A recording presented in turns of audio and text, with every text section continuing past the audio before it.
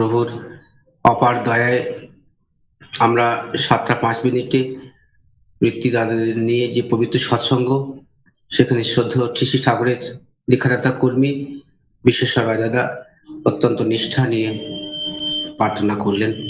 আমরা সবাই প্রভুর দয়া পেলাম।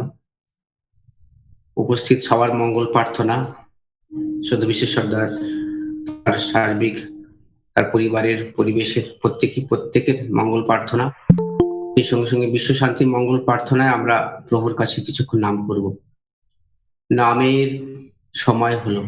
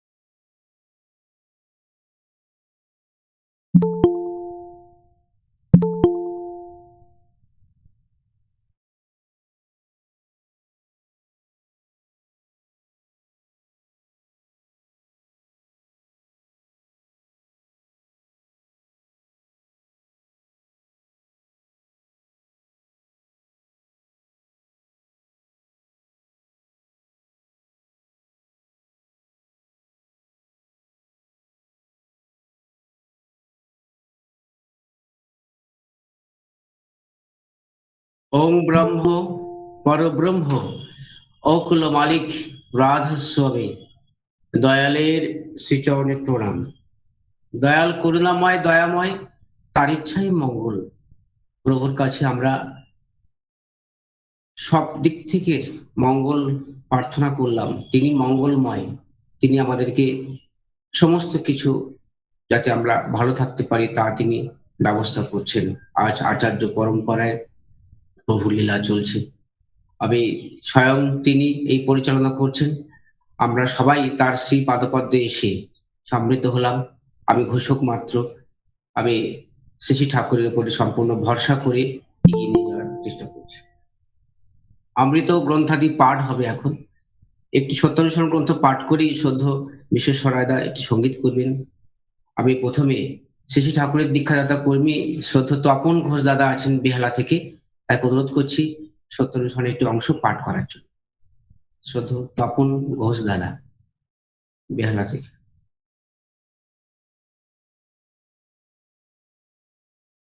শ্রদ্ধ তপন দা। আমি শ্রদ্ধ সুনীল দাকে অনুরোধ করছি সত্যানুসরণের একটি অংশ পাঠ করার জন্য। শ্রদ্ধ সুনীল বিশ্বাস দাদা। জয় গুরু। সর্বপ্রথম আমার প্রিয় পরম দাস ঠাকুর অনুকূল চন্দ্রেশ্বর হাতের পাদপদে সশ্রত প্রণাম জানিয়ে পরম পিতাটি পরম প্রেমময়ের শ্রেষ্ঠ সত্যানুসরণ গ্রন্থ কিছু অংশ পাঠ করছি। এগিয়ে যাও, কিন্তু মেপে দেখতে যেও না কতদূর এগিয়েছ, তাহলে আবার পিছিয়ে পড়বে। অনুভব করো, কিন্তু অভিভূত হয়ে পড়ো না, তাহলে চলতে পারবে না। যদি অভিভূত হতে হয় তো ঈশ্বর প্রেমে। যত পারো সেবা করো, কিন্তু সাবধান সেবা নিতে যেন ইচ্ছা না হয়। অনুরোধ করো, কিন্তু হুকুম করতে যেও না। কখনো নিন্দা করো না, কিন্তু অসত্যের প্রশ্রয় দিও না। ধীর হও, তাই বলে আলসে দীর্ঘসূত্রী হয়ে পড়ো না। ক্ষিপ্র হও, কিন্তু অধীর হয়ে বিরক্তিকে ডেকে এনে সব নষ্ট করে ফেলো না। বীর হও, কিন্তু হিংস্র হয়ে বাঘ ভাল্লুক সেজে বসো না।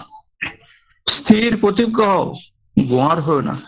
তুমি নিজে সহ্য করো, কিন্তু যে পারে না তাকে সাহায্য করো। ঘৃণা করো না, সহানুভূতি দেখাও, সাহস দাও। নিজেকে নিজে প্রশংসা দিতে কৃপণ সাজো, কিন্তু অপরের বেলা দাতা হও। যার উপর ক্রুদ্ধ হয়েছ আগে তাকে আলিঙ্গন করো। নিজ বাটিতে ভোজনের নিমন্ত্রণ করো, ডালা পাঠাও, এবং হৃদয় খুলে বাক্যালাপ না করা পর্যন্ত অনুতাপের সহিত তার মঙ্গলের জন্য পরম পিতার কাছে প্রার্থনা করো। কেননা বীর দেশ এলেই ক্রমে তুমি সংকীর্ণ হয়ে পড়বে, আর সংকীর্ণতাই পাপ। যদি কেহ তোমাকে কখনো অন্যায় করে তার একান্ত প্রতিশোধ নিতে হয়, তবে তুমি তার সঙ্গে এমন ব্যবহার করো যাতে সে অনুতপ্ত হয়। এমন তোর প্রতিশোধ আর নেই। অনুতাপ তুষানো, তাতে উভয়েরই মঙ্গল। বন্ধুত্ব খারিজ করো না, তাহলে শাস্তিতে সান্ত্বনা ও সমবেদনা পাবে না। তোমার বন্ধু যদি অসৎ হয় তাকে ত্যাগ করো না, বরং প্রয়োজন হলে তার সঙ্গ বন্ধ করো, কিন্তু অন্তরে শ্রদ্ধা রেখে বিপদে আপদে কায় মনোবাক্যে সাহায্য করো, আর অনুতপ্ত হলে আলিঙ্গন করো। তোমার বন্ধু যদি কুপথে যায় আর তুমি যদি তাকে ফিরাতে চেষ্টা না করো বা ত্যাগ করো, তার শাস্তি তোমাকে ত্যাগ করবে না। বন্ধুর কুৎসা রটিও না, বা কোনো প্রকারে অন্যের কাছে নিন্দা করো না, কিন্তু তাই বলে তার নিকট তার কোনো মন্দের প্রশ্রয়ও দিও না। বন্ধুর নিকট উদ্ধত হও না, কিন্তু প্রেমের সহিত অভিমানে তাকে শাসন করো। বন্ধুর নিকট কিছু প্রত্যাশা দেখো না, কিন্তু যা পাও প্রেমের সহিত গ্রহণ করো। কিছু দিলে পাওয়ার আশা দেখো না, কিন্তু কিছু পেলে দেওয়ার চেষ্টা করো। জয় গুরু, সকলকে জয় গুরু। জয় গুরু। কি অপূর্ব অংশ। আপনি সঙ্গে থাকবেন দাদা। তিনি আমাদেরকে বন্ধু ভেবে এমনটি করে বিশ্বাস করেছেন। আমরা আরো বাড়িগ্রন্থ পাঠ শুনবো, বাড়ি পাঠ শুনবো। তার আগে সত্য বিশ্বেশ্বর রায় দাদাকে অনুরোধ করছি, আপনি একটা সঙ্গীত করেন। সত্য বিশ্বেশ্বর রায় দাদা।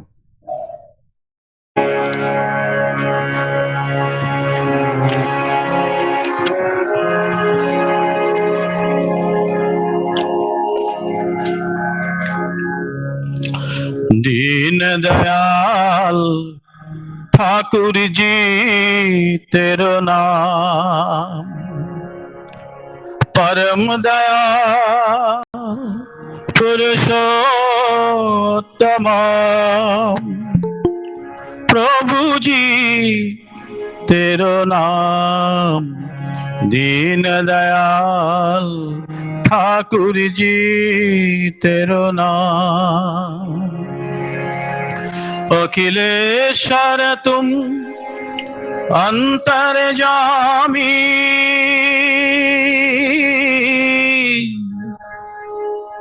प्रभु जी अखिलेश्वर तुम अंतर्यामी। कन कन में व्यापी दुख संताप हारी। दीन दयाल ठाकुर जी तेरो नाम। प्रभु जी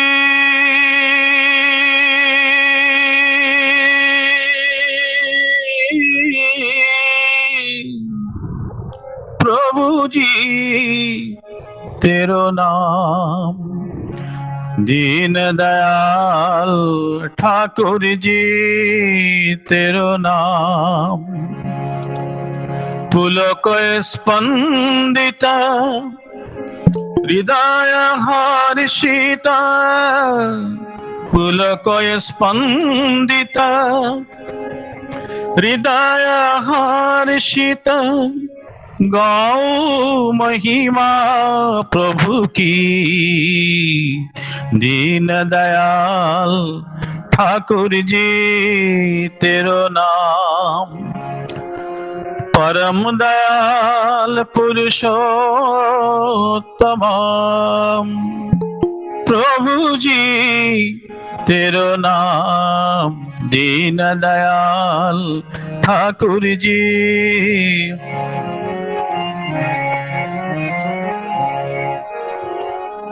प्रभु जी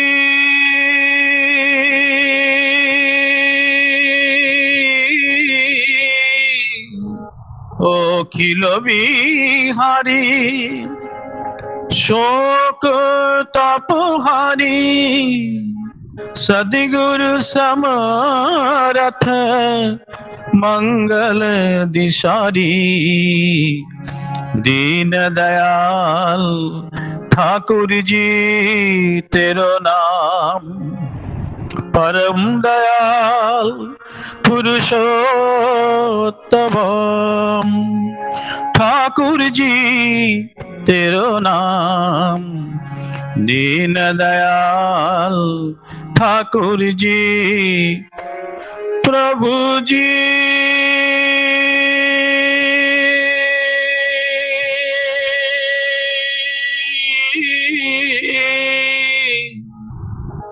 प्रभु जी तेरो नाम, दीन दयाल ठाकुर जी, दीन दयाल ठाकुर जी। जय गुरु। জয় গুরু দাদা। এমনটি করে সঙ্গীত চর্চা করলে তবেই তার সেই পদপদ্মে এত সুন্দর করে নিষ্ঠা নিয়ে সঙ্গীত করা যায়।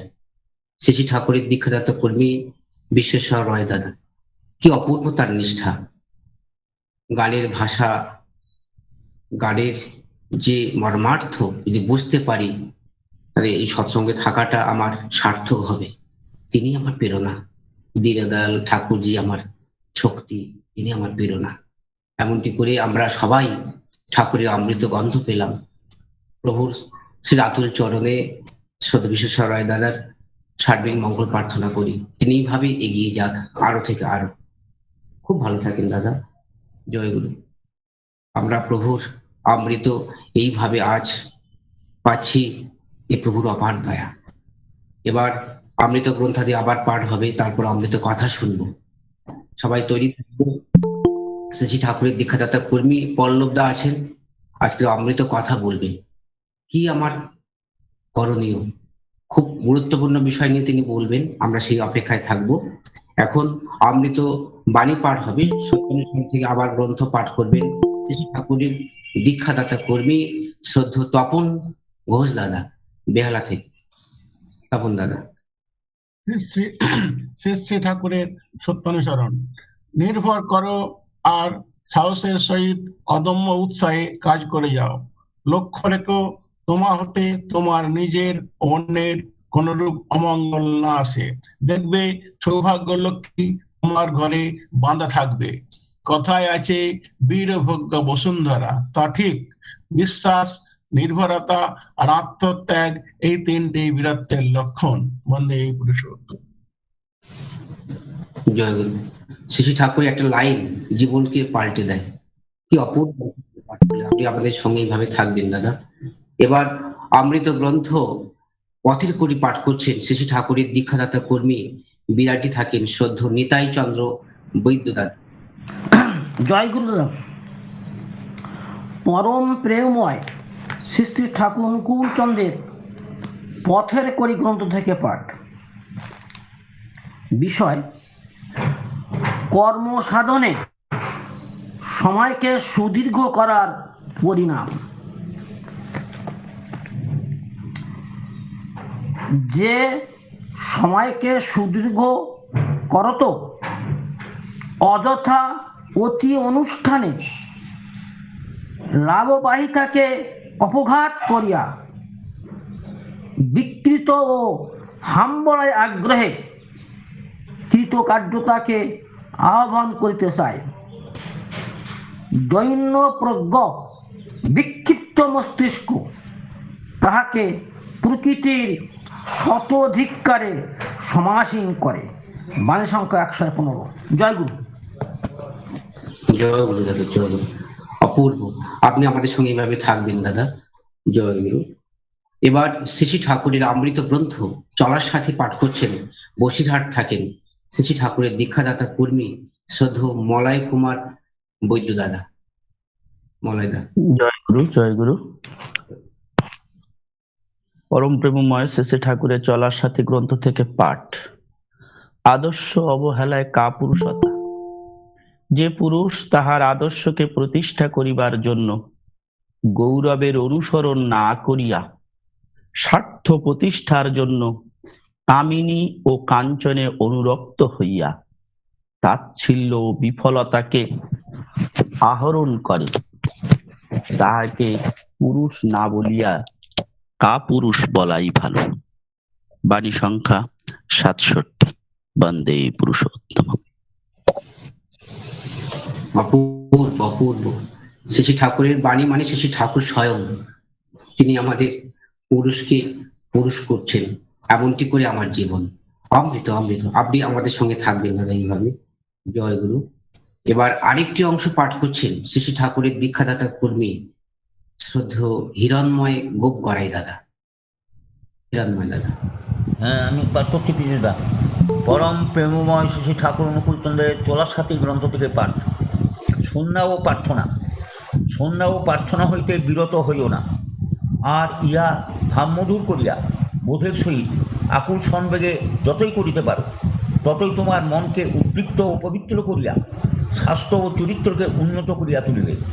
ফলে সেবা ঐশ্বর্য, ব্যবহার ও কর্মপটুতায় অনুসিক্ত হইয়া তোমাকে অভিনন্দিত করিবে, সন্দেহ নাই। 99 নম্বর বাণী। বন্দে পুরুষোত্তম। জয় গুরু দাদা, আমি একটু পাঠ করবো। আচ্ছা আচ্ছা, করেন। আমার শোনা। জয় গুরু। আমি শ্রী শ্রী অনুকূল চন্দ্রের সবার সাথে থেকে কিছু বাণী পাঠ করে শোনা।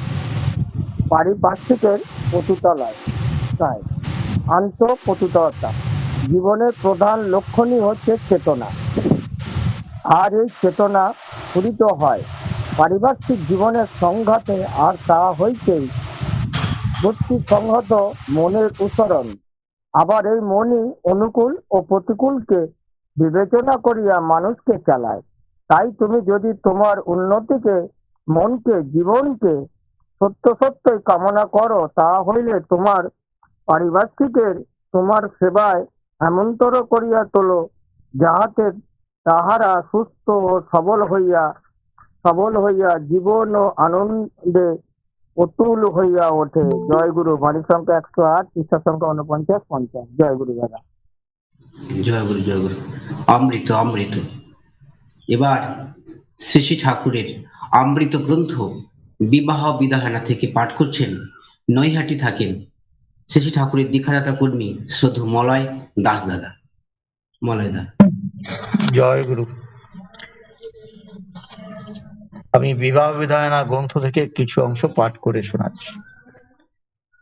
বৈধি আয়োজিত জৈবী সংস্থিতি বংশানুক্রমিকতায়, আচরণে, আচার্যায় ও আভিজাত্যবাহী হয়ে তার মর্যাদায় সুসংস্থিত হয়ে থাকে, দানে বিতরণে উদ্ভাসিত হয়ে। আর এর ব্যতিক্রমের অবদান বিকৃতি, যা সংক্রমণের ভিতর দিয়ে ব্যতিক্রমকে বিতরণ করে চলতে থাকে, হীনত্বের কলুষ অবদানে। বাণী সংখ্যা 46। জয় গুরু।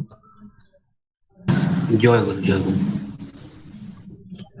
মলয় দা, আপনি এত সুন্দর নিষ্ঠা নিয়ে থাকেন, আপনি খুব ভালো থাকবেন। প্রভুর কাছে আমরা সবাই এই যে বসে আছি, অমৃত কথা শুনতে পারলাম। এবার আমাদের চলা, তাকে নিয়েই চলা, আর তবেই বাঁচে। এমনটি করে শ্রী শ্রী ঠাকুরের দীক্ষাদাতা কর্মীরা তারা অমৃত গ্রন্থাটি পাঠ করলেন, আর আমরা সবাই যারা শুনলাম নামময় হয়ে থেকে আমরা চর্চা করব, আরো এগিয়ে যাও। এই ছোট তাকে আরো বড় করতে হবে। আর যে বড় তাকে আরো বড় করতে হবে। এমনটি করেই এমনটি করেই প্রভু আজ আমাদেরকে রক্ষা করছেন।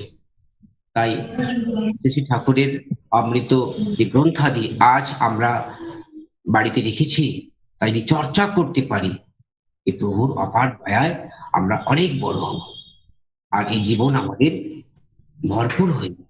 এমনটি করেই আমার জীবন সার্থক হবে। আমরা যারা আছি এখানে প্রত্যেকের সুবৃদ্ধিময় মঙ্গলময় জীবন প্রার্থনা করি প্রভুর আতুল চরণে। মলয়দা জয় দেব। শুধু মলয়দা আজ জয় দেব। আজ আমরা এমনটি করে বাঁচার চেষ্টা করছি, আর বাঁচতে নরের যা যা লাগে তাই তাই প্রভু সব গুছিয়ে দিয়েছেন। শিক্ষা বিদা হয় না, বিবাহ বিদা হয় না, চলার সাথী, পথের পরিচয়, নারীর নীতি, নারীর পথে আলোচনা প্রসঙ্গ, প্রভুর যে হাজার হাজার বাণী তিনি বলেছেন, তার এক একটা লাইন এক একটা বাণী আমাদের এই জীবনকে অমৃত করে দিয়েছে, অমৃত করে দিচ্ছে আজ প্রভু। তার প্রভুর শ্রেষ্ঠ দান আচার্য পরম্পরা। আমার আচার্যদেব যে পথ দেখাচ্ছেন, সেই পথে থাকাই আমার জীবনের তার অপার দয়া। সেই পথে আমরা সবাই থাকবো আর বাঁচবো। শ্রী ঠাকুরের যে অমৃত যজন যাজন ইষ্টভৃতি, স্বস্ত্যয়নী, সদাচার, নাম ধ্যান, অধ্যয়ন, অধ্যাপনা ইত্যাদি আমাদেরকে শেখায়, ঠাকুরকে শেখায়। আর তার সঙ্গে সঙ্গে চলবে ইন্টু আচার্যের প্রতি নিষ্ঠা, ভক্তি, বিশ্বাস। তবেই আমার ঠাকুরত্ব। এমনটি করে আমার ঠাকুরত্ব। চুম্বকের মধ্যে চুম্বকের গুণ থাকে চুম্বকত্ব, আমের মধ্যে আমের গুণাগুণ থাকে আমসত্ব, আর আমার মধ্যে ঠাকুরের গুণাগুণ থাকবে ঠাকুরত্ব। এমনটি করে আমার জীবনকে তিনি সার্থক করছেন। আজ এমন এক কর্মী মানুষকে আমরা পাবো, আমরা তাকে সবসময় শ্রীধাম দেওঘরে গেলে এই কনফারেন্সে দেখবেন তিনি কি সুন্দর নিষ্ঠা নিয়ে সব সাজাচ্ছেন। এমনটি করে তিনি সেজেছেন, তিনি প্রভুকে জেনেছেন, তবেই তার আজ জীবন সার্থক। তার একটাই বড় পরিচয়, তিনি শ্রী ঠাকুরের দীক্ষাদাতা কর্মী পল্লব সরকার দাদা। তার নাম আজ দেশ বিদেশে মানুষ জানে। তিনি শ্রী ঠাকুরের সেবক। সেই সেবককে আমরা আহ্বান করব। আজ খুব গুরুত্বপূর্ণ বিষয় নিয়ে তিনি বলবেন। আমরা সবাই নিষ্ঠা নিয়ে, ভক্তি নিয়ে, নামময় হয়ে থেকে বাড়ির সবাইকে ডাকেন, সবাই বসেন, শ্রী ঠাকুরের শ্রী পাদপদ্মে বসেন, শুনে দেখেন প্রভুর অমৃত কথা তিনি বলবেন। প্রভু যে প্রেসক্রিপশন নিয়ে এসেছেন আমাদের জন্য, তিনি জীবন বিজ্ঞানী, জীবনের সবটাই তিনি গুছিয়ে দিয়েছেন। তবেই আমার জীবন, তবেই আমার বর্ধন। তিনি পুণ্যপুঁথি গ্রন্থে বলছেন, এই অবিশ্বাসটা থাকলেই জীবন শক্তি কমে যায়, তার প্রতি যদি বিশ্বাস থাকে জীবন বিস্তার হয়। তিনি আরো বলছেন, আর আসলটা পাথর হয়ে পড়ে, ওর এক আশ্চর্য শক্তি তিলে তিলে পাথর হয়ে পড়ে। আমরা পাথর হব না, পাথর থেকে আমরা মূর্তি হব, ঠাকুরের মূর্তি হব, ঠাকুর হব। এমনটি করে আমাদের জীবন সার্থক হবে। আসেন আমরা শ্রী ঠাকুরের দীক্ষাদাতা কর্মী শ্রদ্ধেয় পল্লব সরকার দাকে সবার পক্ষ থেকে আহ্বান করছি। অমৃত কথা আমরা সবাই শোনার চেষ্টা করব। শ্রদ্ধেয় পল্লব দা।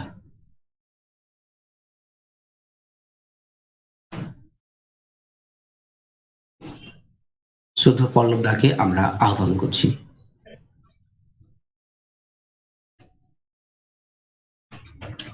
আজকে সোনারপুর সৎসঙ্গ শ্রী মন্দিরের অধীনে আমার প্রলয় নস্করদার উপযোজনা কেন্দ্রে পূত পবিত্র আঙ্গনে ভার্চুয়ালি আমরা সকলে মিলিত হয়েছি। ভাবগম্ভীর পরিবেশ শুরু থেকেই শুনছিলাম, তবে বারবার আমার বিশ্বেশ্বরদার সেই সঙ্গীত ভেসে উঠল। প্রায় শুনি, কিন্তু আজকে তার সঙ্গীত অনবদ্য। এই সঙ্গীত হারিয়ে যাবে না, এই সঙ্গীত ইথারে ইথারে বেড়াবে। বিশ্বেশ্বরদা থাকবেন না, আমি থাকবো না, ভবিষ্যতের প্রজন্ম প্রলয়দার সৌজন্যে এগুলো সমস্ত ইউটিউবে মানুষ শুনবে আজ থেকে 100 বছর পরে।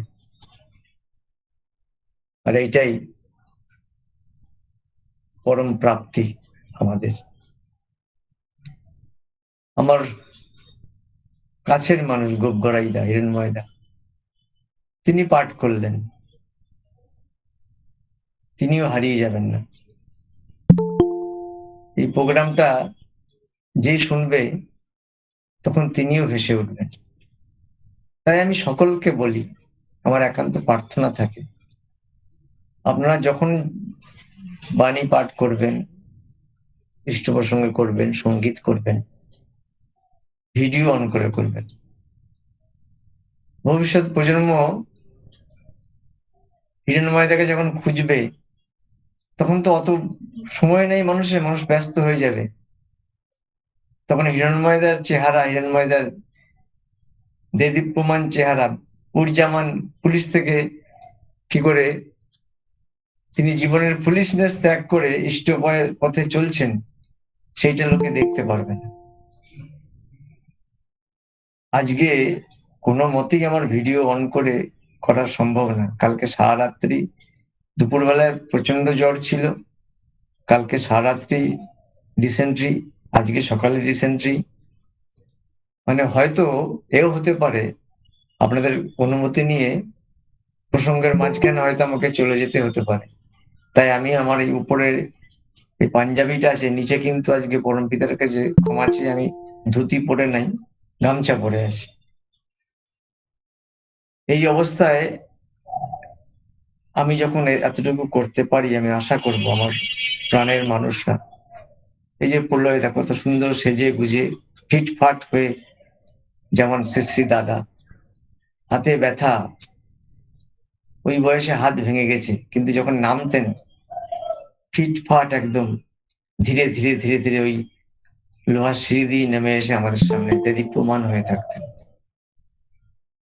পরম দয়ালু তাই একদিন শ্রী বরদাকে বললেন, বড় আমি চাই তুই প্রত্যেক দিন দাড়ি কামাস।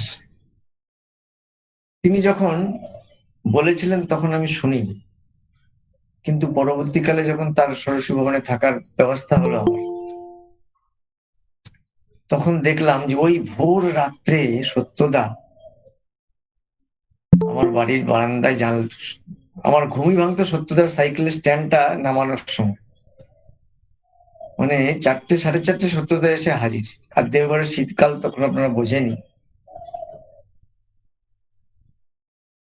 পরবর্তীকালে যখন কলেজে পড়ি, সত্যদাকে একদিন সেই বিশাল আবদার করে বসলাম যে আমি কিন্তু আপনার সাইকেল পাহারা দিচ্ছি এতদিন ধরে, আমাকে কাজ করে দিতে হবে একটা। বলে কি কাজ? আমার সপ্তাহে আমারও দাড়ি কেটে দিতে হবে। আপনি যখন যাবেন তখন আমার দাড়ি কেটে দেন। সপ্তাহে একদিন করে উনি কাটতেন যতদিন আমি ওখানে ছিলাম। এটা আমার পরম প্রাপ্তি। তবে আমার কাছে সমস্ত, উনি এবার শেভিং ব্লেড করতেন না, খুর কাঁচি সব আমরা আলাদা কিনে দিয়েছিলেন উনি, আমার কাছেই থাকতো ওটা।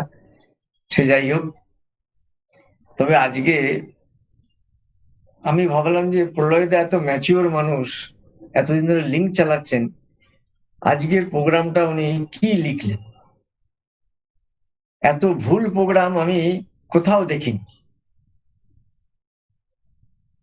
আপনারা সকলেই দেখেছেন আজকে যে ইষ্ট প্রসঙ্গের যে সাবজেক্টটা আছে, উনি লিখেছেন নিন্দা, চর্চা, অপরের, সময় 1 ঘন্টা। এখানে যারা আছেন কেউ কি স্বীকার করতে পারেন, কেউ কি মানবেন এই কথাটা, যে আমাদের জীবনে বা আমার জীবনে পরনিন্দা পরচর্চা 1 ঘন্টাই হয়? জীবনের সবচেয়ে বেশি সময় যদি কিছুতে কেটে থাকে তাহলে হচ্ছে এইটা। আরে মূল সূত্রপাত কোথায় জানেন? আমাদের চরিত্রে না। আমাদের চারিত্রিক দুর্বলতার জন্য পরনিন্দাটা আসেনি।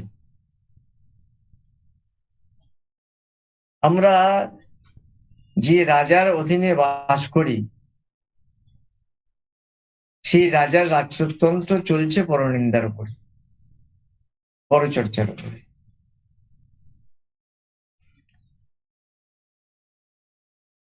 স্বাধীনতার পরবর্তীকালে যখন পরম দয়াল চাইছিলেন না এই স্বাধীনতা, প্রিম্যাচুয়ার বেবি যে কোনো সময়ে মারা যেতে পারে, আর ঠিক তাই হয়েছে। ভালোবাসার দেশ, আনন্দের দেশ, প্রেমে প্রীতির দেশ ফিরে গেল নিন্দার দেশে।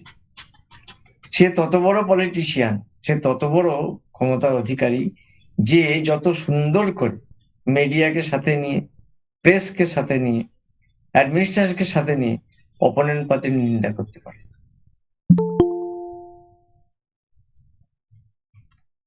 টোটাল মেশিনারিটা সারা, বিশেষ করে আমাদের ভারতবর্ষ, অন্য কোনো দেশে আমি জানি না, ইলেকট্রাল মেকানিজমের সঙ্গে আমি যুক্ত নই, কিন্তু আমাদের দেশে সারা বছর চলে। এক বিখ্যাত গায়ক, সে ফ্লাইটে করে বোম্বে যাচ্ছে। দেখুন নিন্দার কথা কিভাবে আসে। 1 ঘন্টা নয়, এটা 1 ঘন্টা অনেক সময় বেশি লাগে, সারা জীবন লাগে। একটি বিখ্যাত গায়ক, তার বাড়ি হাওড়ার বালিতে, তিনি যাচ্ছেন প্লেনে করে। যেতেই পারেন, আমরা আপনি যাই, তিনি কেন যাবেন? তার পাশে যিনি ভদ্রলোক, তিনি একজন স্বনামধন্য ব্যক্তি, তিনি বিভিন্ন ফোনে কথা বলছেন। কথা বলতে বলতে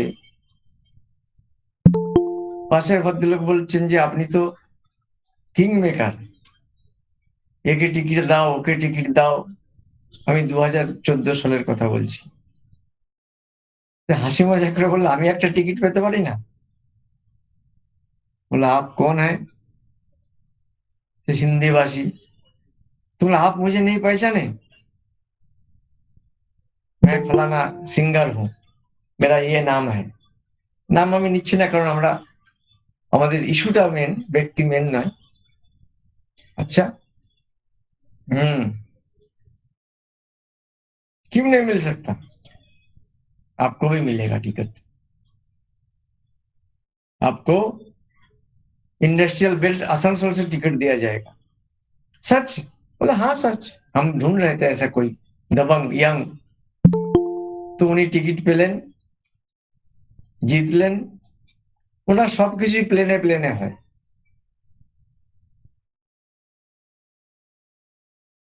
প্রথম স্ত্রীকে বিচ্ছেদ দিয়ে উনি উড়ে উড়ে বেড়াচ্ছেন। ওই এক এয়ারফোর্সের সঙ্গেই তার আবার প্লেনে বিয়ে হয়ে গেল, আবার তিনি তাকে বিয়ে করলেন। তখন তিনি মন্ত্রী, কেন্দ্রীয় সরকারের মন্ত্রী। তা বেসিক যদি ঠিক না থাকে, মানুষকে কোথায় নিয়ে যায় দেখুন। তারপর তো আপনারা সকলেই জানেন, তার দেশ সেবার কোনো লক্ষণ নাই। যখন তার মন্ত্রিত্ব চলে গেল, তার সেই প্লেনে পাওয়া পার্টি, প্লেনে পাওয়া মন্ত্রিত্ব, প্লেনে পাওয়া সংসদ পদ সব ছেড়ে দিয়ে উনি সমতলে চলে এলেন। এখন সেই পার্টির নিন্দাই সবসময় করে বেড়াচ্ছেন। এই তো টিভি খুললে, বিজ্ঞাপন দেখলে, বিজ্ঞাপনেও 2টো ডিটারজেন্ট পাউডার রেখে দিচ্ছে, একটা বালতিতে ডুবাচ্ছে কাপড় সহ, কাপড় পরিষ্কার হচ্ছে না, তার নিজেরটা একদম ধপধপ পরিষ্কার হয়ে গেল, তার প্রশংসা। এই যে নিন্দা ইস্যুটা এরকম, এইটা মানুষের মনোজগতে ঢুকে আছে। আর সেইটা পরম দয়াল এমন একটা পরিবেশে, এমন একটা প্রতিবেশীর মধ্যে মধ্যে এমন একটা স্থানে আবির্ভাব হয়েছিলেন, সেখানে এটা মারাত্মক ভাবে ছিল। আমরা হয়তো তদানীন্তনকালের যে শ্রী শ্রী ঠাকুরের পুরনো গ্রন্থরাজি পাই, তাতে নিন্দার ব্যাপারে দু একটা ছোটখাটো ঘটনা ছাড়া আর কিছু পাই না। কিন্তু তারা যদি ওই সময়ে অবিভক্ত বাংলাদেশের ইতিহাস পড়েন, বিশেষ করে ঢাকা, পাবনা, রাজশাহী, আমি এবার শ্রী শ্রী দাদার আদেশে সৎসঙ্গ সম্পাদকের সঙ্গে 2-3 বার গেছিলাম বাংলাদেশে। ওই ঢাকাতে গিয়ে ওই বইগুলো নিয়ে এসেছিলাম, রাজশাহী রীতিকথা, ঢাকা রীতিকথা, পাবনা রীতিকথা, ভলিউম বই। সেই বইগুলোর মধ্যে সেইখানকার সমাজের অবস্থা পাওয়া যায়, কিভাবে কলুষিত সমাজ হয়ে গেছিল। আর সত্যি তো তাই। ঘন অন্ধকার যদি না হয়, আমি আবার উল্টো ভাবে ভাবি, ঘন অন্ধকার যদি না হয় তাহলে চরম আলোকে ধরে রাখতে পারেন। ছোট্ট অন্ধকার আছে, ওখানে বিশাল লাইট দেবেন, চোখে রিফ্লেক্ট করবে, ধাঁধা লাগবে। কিন্তু ওই সময় ওই বঙ্গ ওই এরিয়াতে এত অন্ধকার জমীভূত ছিল যে তিনি চরম আলো নিয়ে এলেন। আর কি সুন্দর বহিঃপ্রকাশ! আমি অন্যভাবে দেখি না, আমি ভাবি যে ওই দিন তো অনেকেই জন্ম নিয়েছিলেন। 30শে ভাদ্র ওই দিন কোথাও কি কোনো ছিল, রেস্ট্রিকশন ছিল যে আর কেউ জন্ম বা আবির্ভাব হতে পারবেন না শ্রী শ্রী ঠাকুর ছাড়া? তা তো নয়। সব মায়েরই কোল আলো করে তাদের সন্তান সন্ততিরা এসেছিল সেদিন। হিমায়তপুরে হয়তো একজন এসেছিলেন, কিন্তু পাবনা জেলায় তো 10 জন আসতে পারেন, বাংলাদেশে হয়তো 500 জন এসছেন, সবাই এসছেন। সবার সঙ্গে আমার আরাধ্য মানুষটি, তখন তিনি দেবতা হননি, আরাধ্য হননি, তিনিও জন্ম নিলেন। তার পার্থক্য হচ্ছে তিনি আলো নিয়ে এলেন। সেই আলোর চমক এরকম যে আগুন লেগেছে চক্রবর্তী বাড়িতে, দৌড়াও দৌড়াও দৌড়াও।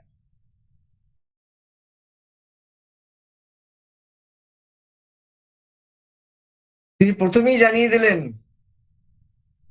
দেখো বাবু, তোমরা যা কিছু করো করো, আমি কিন্তু আলো নিয়ে এসছি, আমি অন্ধকার দূর করব,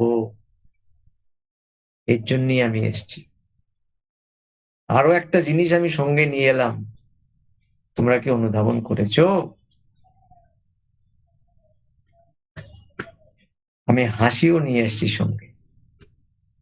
কেন জানো? তোমাদের মুখে হাসি ফোটাও। I don't have any luxury to smile. I have come to bring smile on your faces. That was the hidden reason behind his smile and his light. এটা আমি কোনো গ্রন্থে পাইনি, এটা আমার ব্যক্তিগত ধারণা।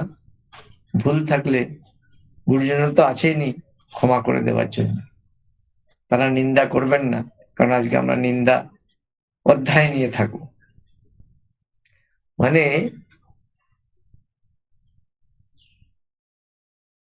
যদি গীতাকে, শ্রীমদ্ভগবৎ গীতাকে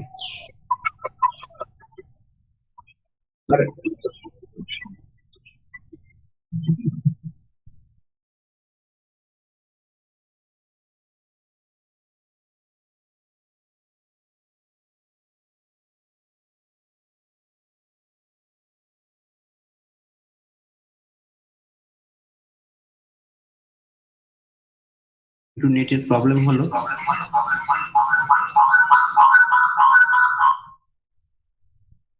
তিনি খুব শীঘ্রই যুক্ত হয়ে যাবেন। আমরা শ্রী শ্রী ঠাকুর তার অমৃত কথা শুনছি। শান্ত হয়ে নামময় হয়ে থেকে তার অমৃত কথা শোনাটাই তার অপার দয়া। তার দয়াটা এইভাবে আমরা প্রত্যেকে উপভোগ করছি। এমনটি করেই আমার জীবন, এমনটি করেই আমার বর্ধন। দাদা এসে গেছি, মুশকিল হয় কি? দাঁড়ান, একটু দাঁড়ান। আমার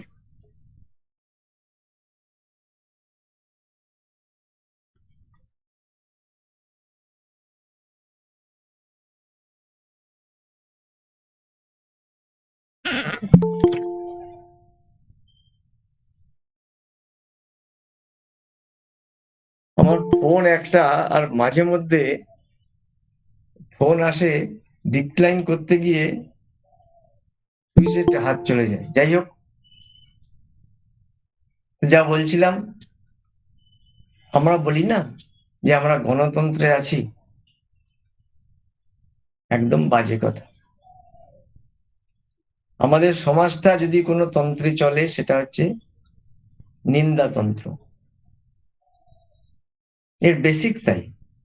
হ্যাঁ, যেটা বলছিলাম ফোনটা কেটে যাওয়ার আগে, যে গীতার সঙ্গে আমরা সত্যানুসরণের কম্পেয়ার করি। আমার বয়োজ্যেষ্ঠ কর্মীরা আছেন, তারাও যাজনকালে বলেন। কিন্তু দুঃখের বিষয় হলো, সেই গীতার যুগ থেকে এই যুগে এত পার্থক্য এসছে। আপনি দেখুন, চ্যাপ্টার, জ্ঞান পর্ব, কর্ম পর্ব, যোগ পর্ব, এইসব সব পর্ব আছে। আর আমাদের সত্যানুসরণে কি আছে? দুর্বলতা পর্ব, বিশ্বাসঘাতকতা পর্ব, নিন্দা পর্ব, অবিশ্বাস পর্ব। কখনো এইভাবে ভেবে দেখেছেন? একটু ভেবে দেখবেন। মানে হিউম্যান সিভিলাইজেশন যত কমপ্লেক্স ওয়েতে গেছে, যুগোপযোগী তো। তিনি, আমরা বলি তিনি 22 বছরের সত্যানুসরণ লিখেছেন। কথাটা কতটা সত্যি কতটা মিথ্যা আমি জানি না। তার কোনো বয়স হয় না। প্রভুর কি 22 বছর বা 81 বছর কোনো বয়স হয়?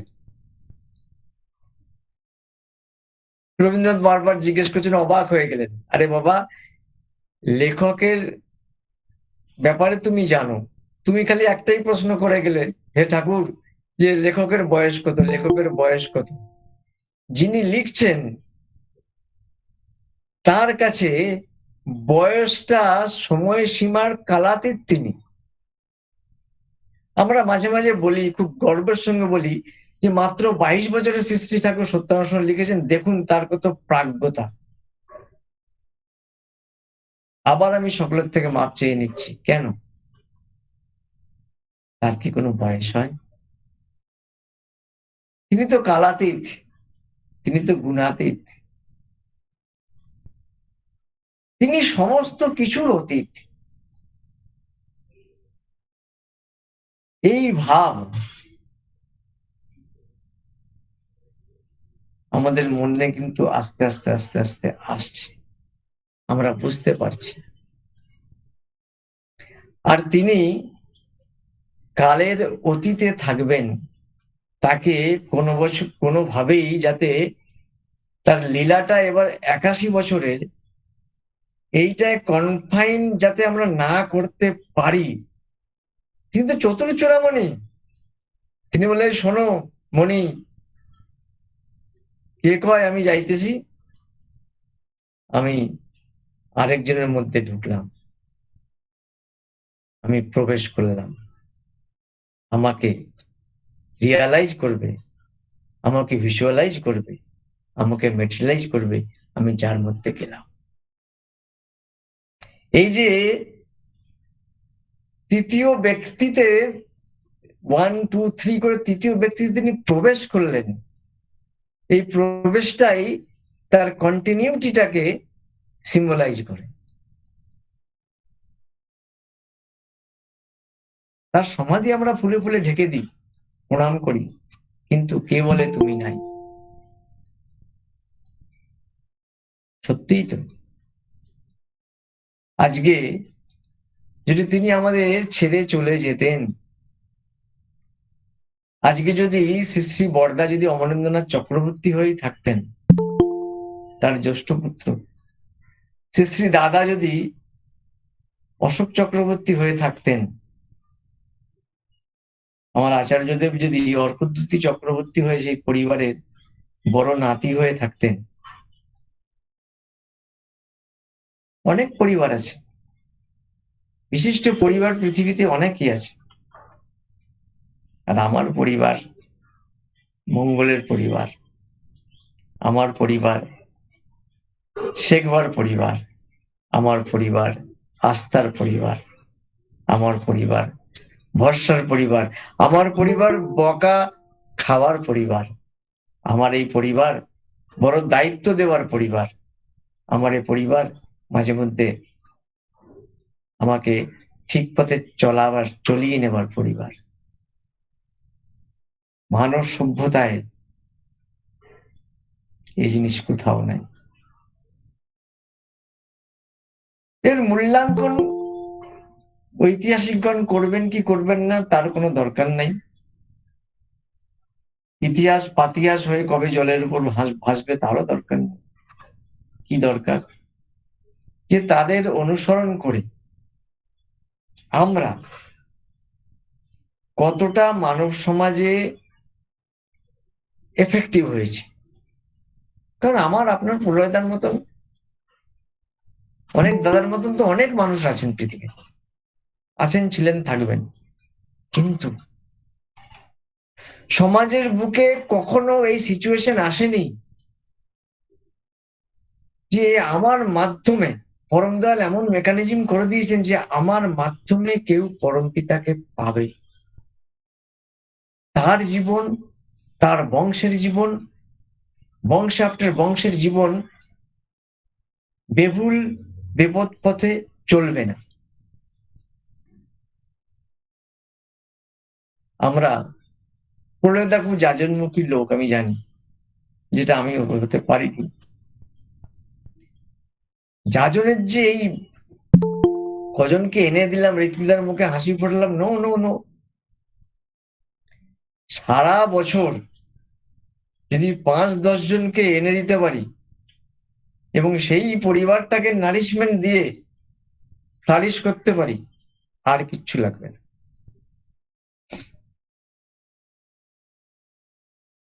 কারণ আমি আমার সামাজিক দায়িত্ব, ঐশ্বরিক দায়িত্ব পালন করলাম।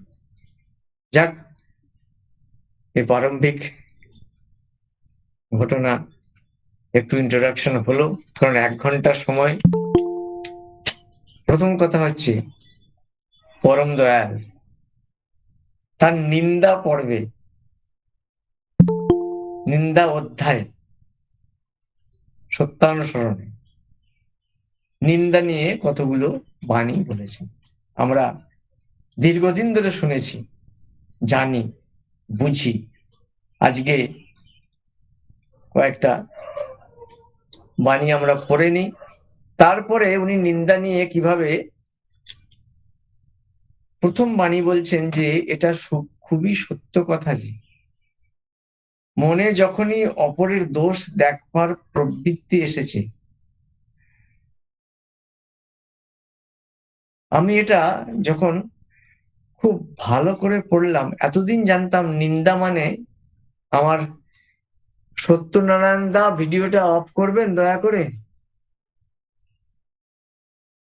আপনাকে আমরা সবাই দেখেছি, জয়গুরু। হ্যাঁ, আমি যখন এটা পড়লাম, কারণ আমি জানতাম যে নিন্দার 3টে জিনিস লাগে। এক হচ্ছে যে নিন্দা করবে, নিন্দা বলুন, পরচর্চা বলুন, যাই বলুন, খুব মাইনরিটি লক্ষ্য করবে যে নিন্দা কিন্তু 3 জনের লাগে। এক হচ্ছে আমি নিন্দা করব, আমি নিন্দুক, যার নামে নিন্দা করব তিনি হচ্ছে নিন্দিত, সেকেন্ড পার্টি, হার্ড হচ্ছে যার কাছে করব। আমি নিন্দিতর কাছে ভুলেও কখনো তার নিন্দা করব না, তাহলে সে তো বুঝে যাবে যে আমার সম্বন্ধে তার ধারণা কি। যেদিন আমি করতে পারবো ডাইরেক্ট, তাহলে তো নিন্দা থাকেই না। কারণ আমার যত রস, যত উপাদেয় ব্যাপার, সমস্ত কিছু থার্ড পার্টিকে ডেকে এনে। এইবার দেখুন, পরম দয়াল আমি নিন্দা মুখ দিয়ে বার করি না করি, immaterial, second party third party জানুক না জানুক, আমি একাই আমার সর্বনাশ করছি, কাউকে লাগছে না। সাইকোলজিক্যাল ভাবে ডিফেমেশন এবং নিন্দাকে এইভাবে বোঝানো অসম্ভব। তিনি ছাড়া এই লেখা কেউ লিখতে পারেন না। তিনি বলছেন, শোনো, এটা কোনো কথা নয়, এটা খুব সত্য কথা, চিরন্তর কথা। যখনই অপরের দোষ দেখবার প্রবৃত্তি এসেছে, প্রবৃত্তি মানে সাইকিক লেভেল, আমি মনে করছি, ভাবছি, বললাম না, মনে মনে ভাবছি, প্রলয়দা আজকাল বড়, সেটা আমি কাউকে বললাম না, কিন্তু আমি এক ঘরের মধ্যে বসে এইটুকুতেই দয়াল বলছেন, তখনই ওই দোষ নিজের ভিতরে এসে বাঁধা বেঁধে গেল। নিন্দা করার কোনো স্কোপই নাই, কিছু বললামই না, একটা শব্দ ব্যবহার করলাম না।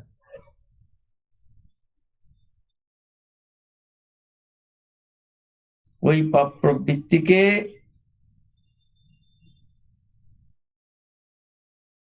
পরম দয়ালের বাণীতে দেখি, খুব কম মহাপুরুষের বাণীতে এরকম আছে। কতগুলো শব্দ আপনারা ইউনিক দেখবেন। এই যে ঝাঁটা, মাগি, হাগা, মানে এত নর্মালাইজ হয়ে গেছেন, তার লিপিবদ্ধর মধ্যে আমাদের বোঝানোর জন্য, ঝাঁটা দিয়ে যেমন আমরা ময়লা পরিষ্কার করি, উনি বলতে পারতেন ত্যাগ করো বিভিন্ন ধর্মগ্রন্থ, with due respect all the religious scripture. তিনি তা বললেন না, ঝাঁটার ব্যবহার তিনি আরেক জায়গায় করেছেন। তিনি তো পুণ্যপুরীতে সবাইকে জড়িয়ে রেখেছেন, কাউকে ছাড়েননি। পিতৃহত্যা, মাতৃহত্যা, ভ্রূণ হত্যা, গো হত্যা, ব্রাহ্ম, সব কিছু, সব চলে আসো আমার কাছে, আমি সবাইকে মুক্তি দেব। কিন্তু এক জায়গায় তিনি কঠোর। সেইখানে খুব ছোট বয়সেই বাণীটা আমার মধ্যে অ্যাট্রাক্ট করেছিল, ঠাকুর তো সবাইকে স্থান দিয়েছেন, এই দুজনকে কেন স্থান দেননি? বিশ্বাসঘাতক আর কৃতজ্ঞকে ঝেঁটিয়ে তারাও এক ধমকে, কোনো স্থান নেই। এই দুটো সেক্ট অফ হিউম্যান রেস, তাদের সঙ্গে কোনো মাখামাখি করতে যেও না, তাদেরকে মডিফাই করতে তুমি কালার্ড হয়ে যাবে। তিনি তো বলতে পারতেন তাদেরকে বুকে টানো, ক্ষমা করো, জড়িয়ে ধরো, কারণ তিনি তার জীবন ভর পরবর্তীকালে আচরণে দেখিয়েছেন, সবার থেকে তিনি মুখ ফেরাননি। তিনি নললীলায় যখন আসেন, কারোর দিকেই মুখ ফেরান না। কিন্তু কিছু কিছু ক্ষেত্রে আমরা দেখা গেছে যারা চরম বিশ্বাসঘাতকতা করেছে, সেই বিশ্বাসঘাতকতা কিন্তু এ নয় যে তার কথা শোনেনি বা তাকে বিষ দিতে গেছিল, তাকে যিনি বিষ দিতে গেছিলেন তিনি তাকে বুকে টেনে নিয়েছিলেন। চরম বিশ্বাসঘাতকতা, চরম কৃতজ্ঞতা কারা করেছেন জানেন? যাদের থেকে তিনি মুখ ফিরিয়ে নিয়েছিলেন, বলতে পারবেন না আপনারা।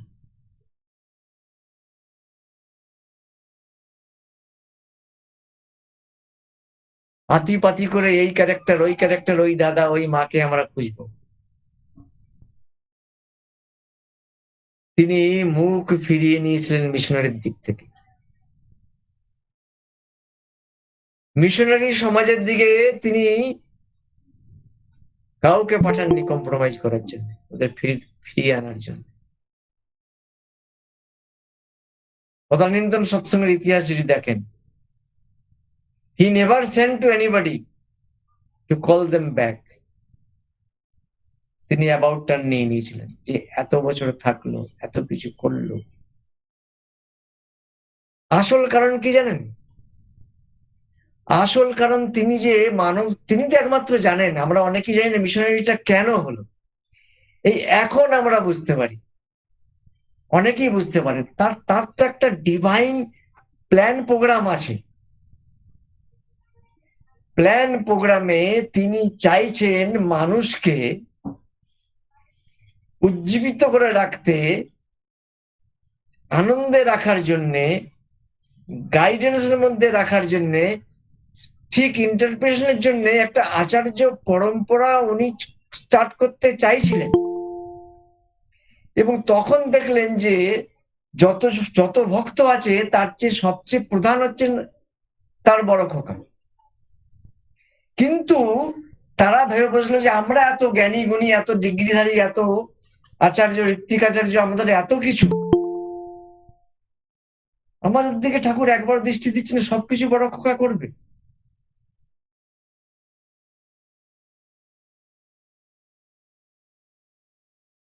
Just to avoid বড় খোকা's prominence, they created the missionarism. আজকে যদি শ্রী শ্রী ঠাকুর কম্প্রোমাইজে যেতেন,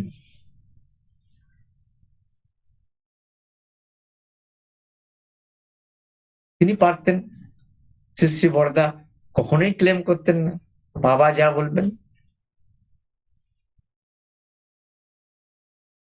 বাবার পিত্তার্থে পৃথিবীর কোন পুরুষোত্তমের পুত্র খাটা পায়খানা পরিষ্কার করেছে?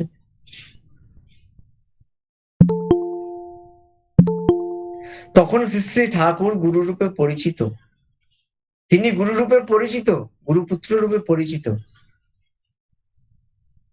কই কোন আশ্রমবাসী তখন আগে আসেননি।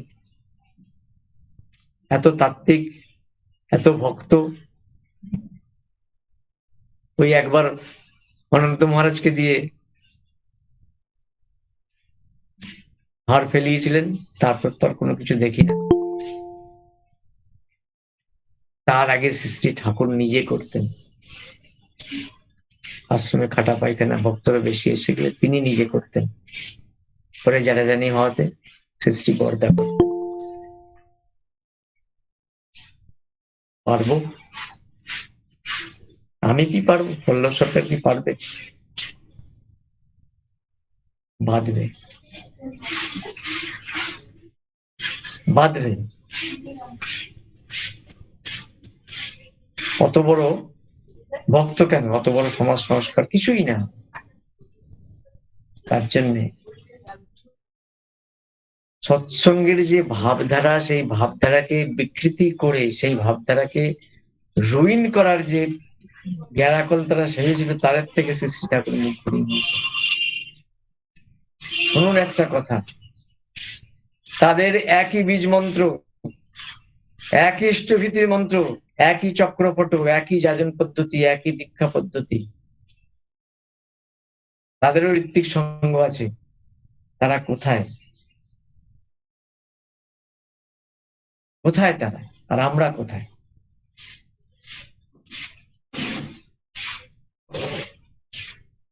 তার লীলা বোঝা খুব খুব দরকার।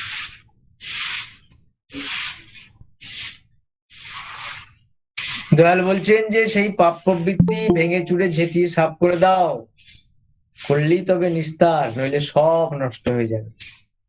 সব মধ্যে আমার গুণ, আমার কোয়ালিফিকেশন, আমার ভক্তি, আমার সমস্ত কিছু সব নষ্ট হয়ে যাবে।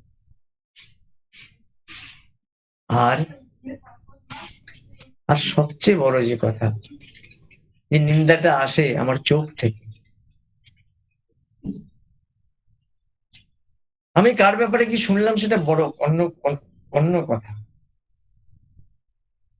একটু মনোজগতে গিয়ে দেখুন, আমরা নিন্দাটা চোখ দিয়ে দেখি, অথচ আমাদের প্রত্যেকের দৃষ্টিটা আংশিক।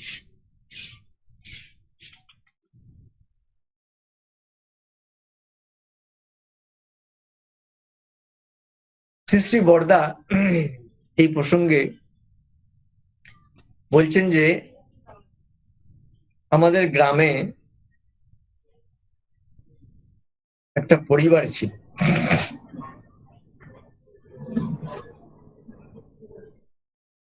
সেই পরিবারে দুই ভাই আর বড় ভাইয়ের বিয়ে হয়েছিল।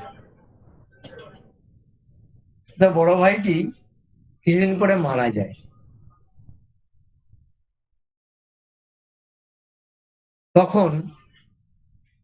তখনকার সমাজে তো অনেক কিছুই হতো, কানাঘুষো থাকতো। তো এই দেওর আর বৌদির খুব মধুর সম্পর্ক ছিল। কম বয়সী বিধবা বৌদি আর বয়স্কা দেওর, এই নিয়ে অনেক কানাঘুষো শোনা যেত। নিন্দার বন্যা বয়ে যাচ্ছে।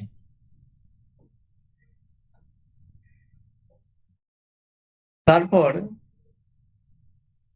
কোনো কারণে সকালবেলায় ওই গ্রামেরই একজন, ওদের বাড়িতে তো উঠোন থাকে, উঠোন দিয়ে প্রবেশ করে সেই গৃহে গেল, গিয়ে দেখছে, সে চুপচাপ এক জায়গায় দাঁড়িয়ে দেখলো যে সেই দেওরটি গৃহদেবতার পূজায় আসেন। পুজো করলো, গৃহদেবতাকে প্রণাম করে উঠে এসে সাষ্টাঙ্গে তার বৌদিকে প্রণাম করলো, করে তারপর বৌদির মতন চলে গেল, শেষ চলে গেল। সে তারপর আগের পুরো গ্রাম কিন্তু শুনে শুনে ক্লিয়ার আপ হয়েছে। একজন বলছে একজনের একসঙ্গে বাজারে দেখলাম, হাটে দেখলাম, এখানে দেখলাম, কিন্তু আসল যেটা সেটা সে দেখলো।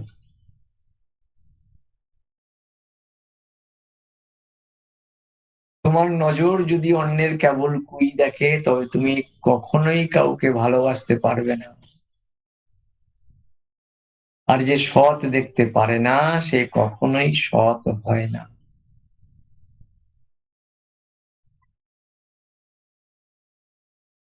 সে সৎ হয় না।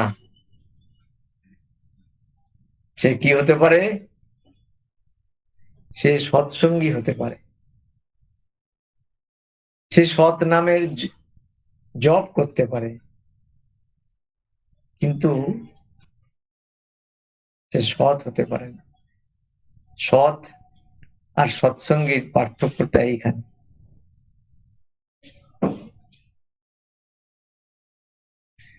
নিন্দাকে কিভাবে পরম দয়াল ফেভারেবল কন্ডিশনে নিয়ে এলেন। দেখুন, অনলাইনে এখন আমাদের নিন্দা স্কোপ অনেক কমে গেছে, তবু এর মধ্যে চলে। আপনারা হয়তো বুঝতে পারেন না, আমরা যারা আছি বুঝতে পারি। কিন্তু আবার অফলাইন শুরু হবে। কিন্তু রাজারহাটে সুনীলদাকে বাদ দিয়ে প্রলয়দা পল্লবদাকে নিয়ে এলো, 12টার দীক্ষা করিয়ে চলে গেল, আমি জানতেও পারলাম না। পল্লবদাকে আমি সৎসঙ্গে আর ডাকবো না, ধর খালি ভাষণ দেয়। আরে এলেন, কমসে কম আমাকে তো ফোন করে আসবেন, সুনীলদা আপনাদের এরিয়াতে যাচ্ছি। মানে এসপি ডিএসপি একটা এরিয়া থাকে না ইন্ডিয়ান পেনাল কোডে, সেই জায়গায় না গেলে এফআইআর লজ হয় না। আমার হিরণময়দা আছেন, যদি বেলেঘাটায় ক্রাইম হয় সেটা বিরাটিতে লজ হবে না, এরিয়া। এইভাবে আমরা এরিয়া করে নিয়েছি। আচার্যদেব প্রথমে এই এরিয়া ভাঙার অনেক আগে বলেছেন, সবাই ঠাকুরের মানুষ, সব জায়গায় সবার।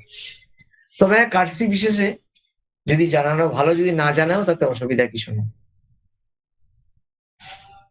কারণ সুনীলদার যে এক্সিস্টিং, যে যার মাধ্যমে নাম পেয়েছে, তাকে তো আর পল্লবদা এসে নাম দিয়ে যায়নি যে ফিনান্সিয়ালি উনি লুজ হবেন। একদম হার্ড কোর আলোচনা দাদা, এখানে সবাই আমার আপন। যে ঋত্বিকতাটা পল্লবদের নামে চলে যাবে, আমি আর ঋত্বিকিটা পাবো না, ফাইন্যান্স নিয়ে কথা হোক। সেই 6জন তো নতুন লোক, রাজারহাটে কত লক্ষ লোক আছে, তার থেকে প্রলয়দা 6জনকে নিয়েছেন এবং প্রত্যেকবারই সুনীলদাকে করান, এবার পল্লবদাকে নিয়ে গেছেন। এই হচ্ছে ভেতরের খবর। দেখতেই হবে, আর তার জন্য প্রয়োজন হচ্ছে মনকে নির্মল করা।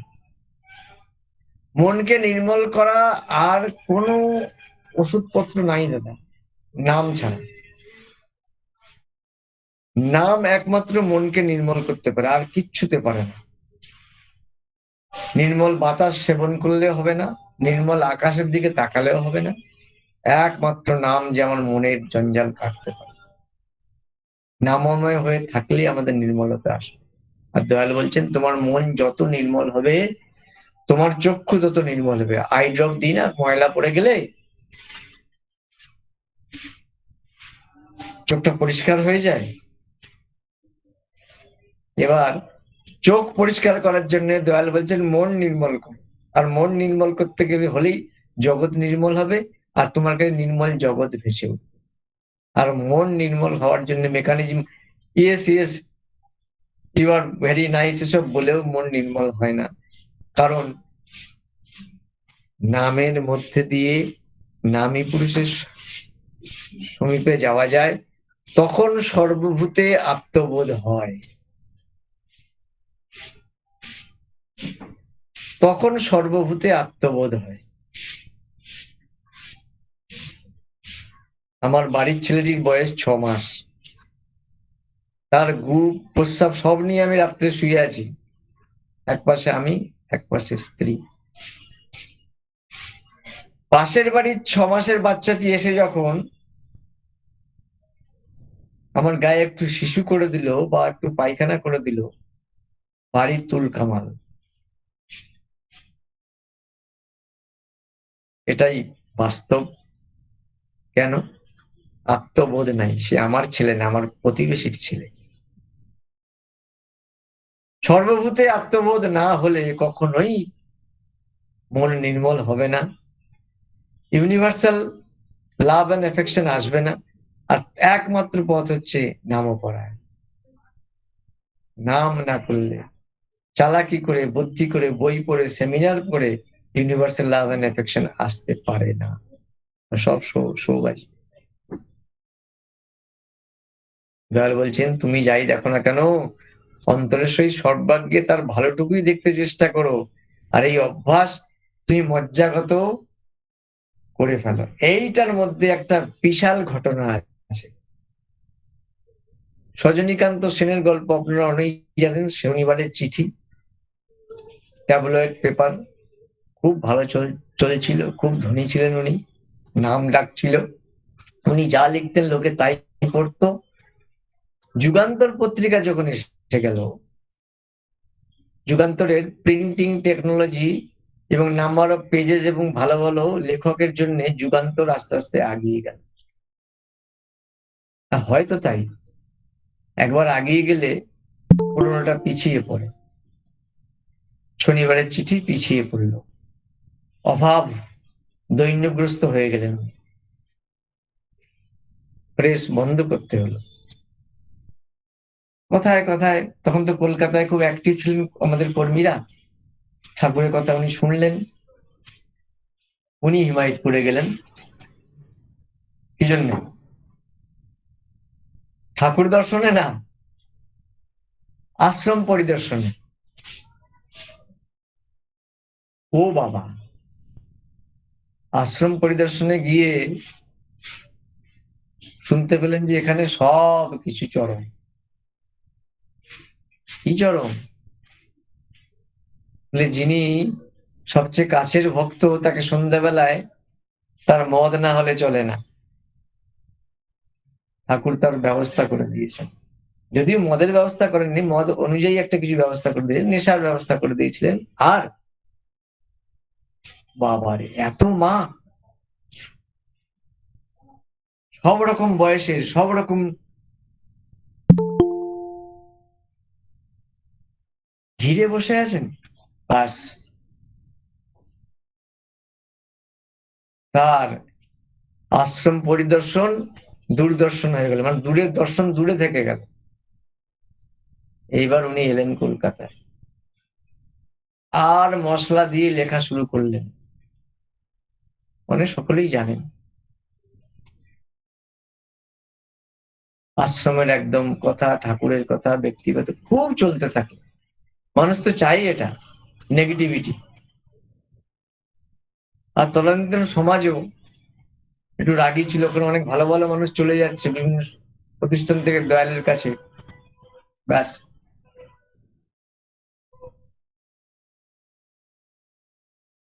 কলকাতার গুরু ভাইরা, কর্মীরা বলল না, হাইকোর্টে মানহানির কেস করতে হবে। পত্রিকার সংখ্যা বেড়েই যাচ্ছে, এটাকে স্টপ করতে হবে, কারণ খুব বেসলেস। হাইকোর্টে অ্যাটর্নি ঠিক হয়ে, তখন তো উকিল ছিল না, তখন অ্যাটর্নি, ব্রিটিশ আমল তো অ্যাটর্নি ঠিক হয়ে গেল। অ্যাটর্নি সমস্ত কিছু শুনে একটু বলে হ্যাঁ ভালো কেস হতে পারে। তখন বললেন যে যার মানহানি হচ্ছে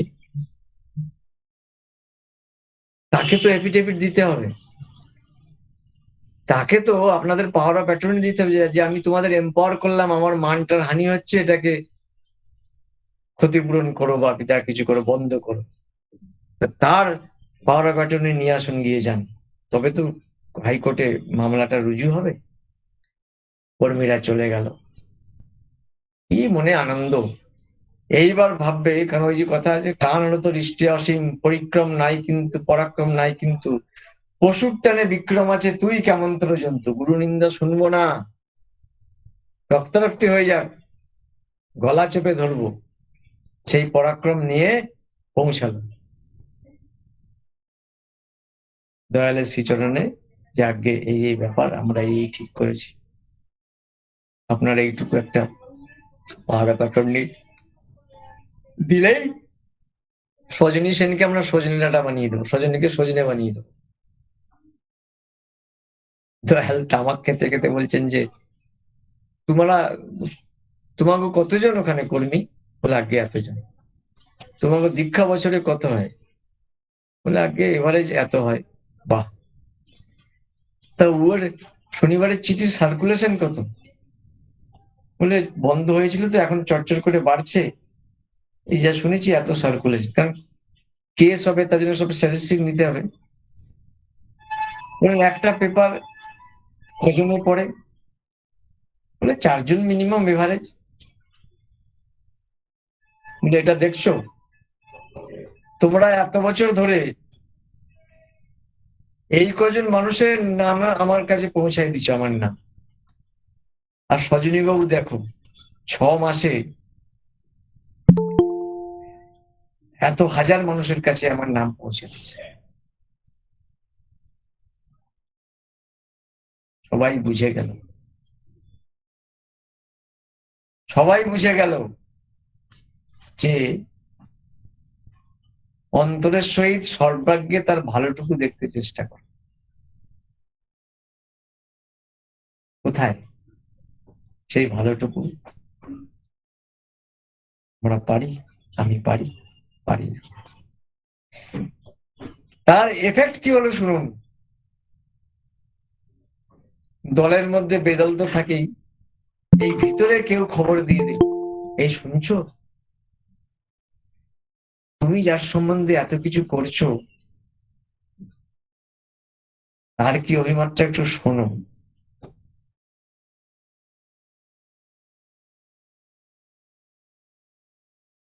সেই কট্টর, সে কিন্তু নিন্দার জন্য নয়, ঠাকুরকে ঠিক নিন্দা ভাবে সে নেয়নি, সে তার পেপারটাকে আবার রিএস্টাবলিশ করার জন্য, আর্থিক সংগতি ফিরে আসার জন্য, মানে জনতা তখন ঠাকুরের নিন্দা খাচ্ছিল। এখন করে দেখুন তো, আজকে কোনো পেপারের হিম্মত আছে কিছু লেখার? মেয়েরে চামড়া ছাড়িয়ে দেবে, লাখ লাখ মানুষ পৌঁছে যাবে। তখন তো সে অবস্থা ছিল না, আমরা কম ছিলাম, তাই তো শ্রী দাদা বলেছেন কোটিতে কোটিতে উদ্ভিন্ন হয়ে ওঠো, বি ফোর্স। একটা ফোর্স হলেই তো সমস্ত কিছু সোর্স আসবে। যাই হোক, অনেক সময় হয়ে গেল, দু তিনটে কথা পরবর্তীকালে, এটা আরেকটা আমার যদি প্রলয়দা বলেন তার একদিন ডিটেলসটা বলা যাবে। দুটো তিনটে কথা বলি। শ্রী শ্রী বর্দার ওখানে লেখা থাকতো, মন্দদর্শী যারা এক ঝলকে দেখে নেবে ভালোই মন্দ তারা। এখনো হয়তো আছে বাণীটা, আমি ছোটবেলায় ওটা আমার মাথায় ছিল, মনে পড়তো। আরেকটা কথা যেটা আমি এখনো করি এবং খুব রেজাল্ট পাই, সেটা হচ্ছে, নিন্দা কথায় কান দেয় যে মোকাবিলায় মেলায় না, অনাহুত পাতিত্ব পায় শুভ তারে চালায় না। আমি আমার ব্যক্তিগত জীবনে এটাকে প্রিন্সিপাল মেনে নিয়েছি। যদি শুনি যে অমুকে আমার নামে কিছু বলছে আর ঘটনা যদি ফ্যাক্ট না হয়, তাহলে আমি চুপ করে তাকে ফোন করি, দাদা এটা আপনি কোথায় শুনলেন, এটা কিন্তু এই নয়। অনেকে নিন্দায় শুনছে ঠিক আছে বলে না, না, নিন্দা কথায় কান দেয় যে মোকাবিলায় মেলায় না, অনাহুত পাতিত্ব পায় শুভ তারে চালায় না। শ্রী ঠাকুর বলছেন, চলার সাথে দু তিনটে বাণী আছে, খুব সুন্দর বাণী। শুভদর্শী দেখতে পায় আপদ বিপদ ব্যাঘাত ও দুঃখের ভেতর একটা উন্নতি ও আনন্দের সুবর্ণ সুযোগ, কিন্তু মন্দদর্শী সব ভালোর ভিতরই অবাধে দেখে নেবে অপারকতা, অসম্ভবতা, একটা দূরদৃষ্টির দূরপনেয় দুর্ভাগ্য। যদি আমি মন্দদর্শী হই তাহলে আমার সাকসেস আসবে না। তার মানে জীবনে সফলতার লক্ষ্যে লাভ করতে গেলে বিদ্যা, বুদ্ধি, অর্থ,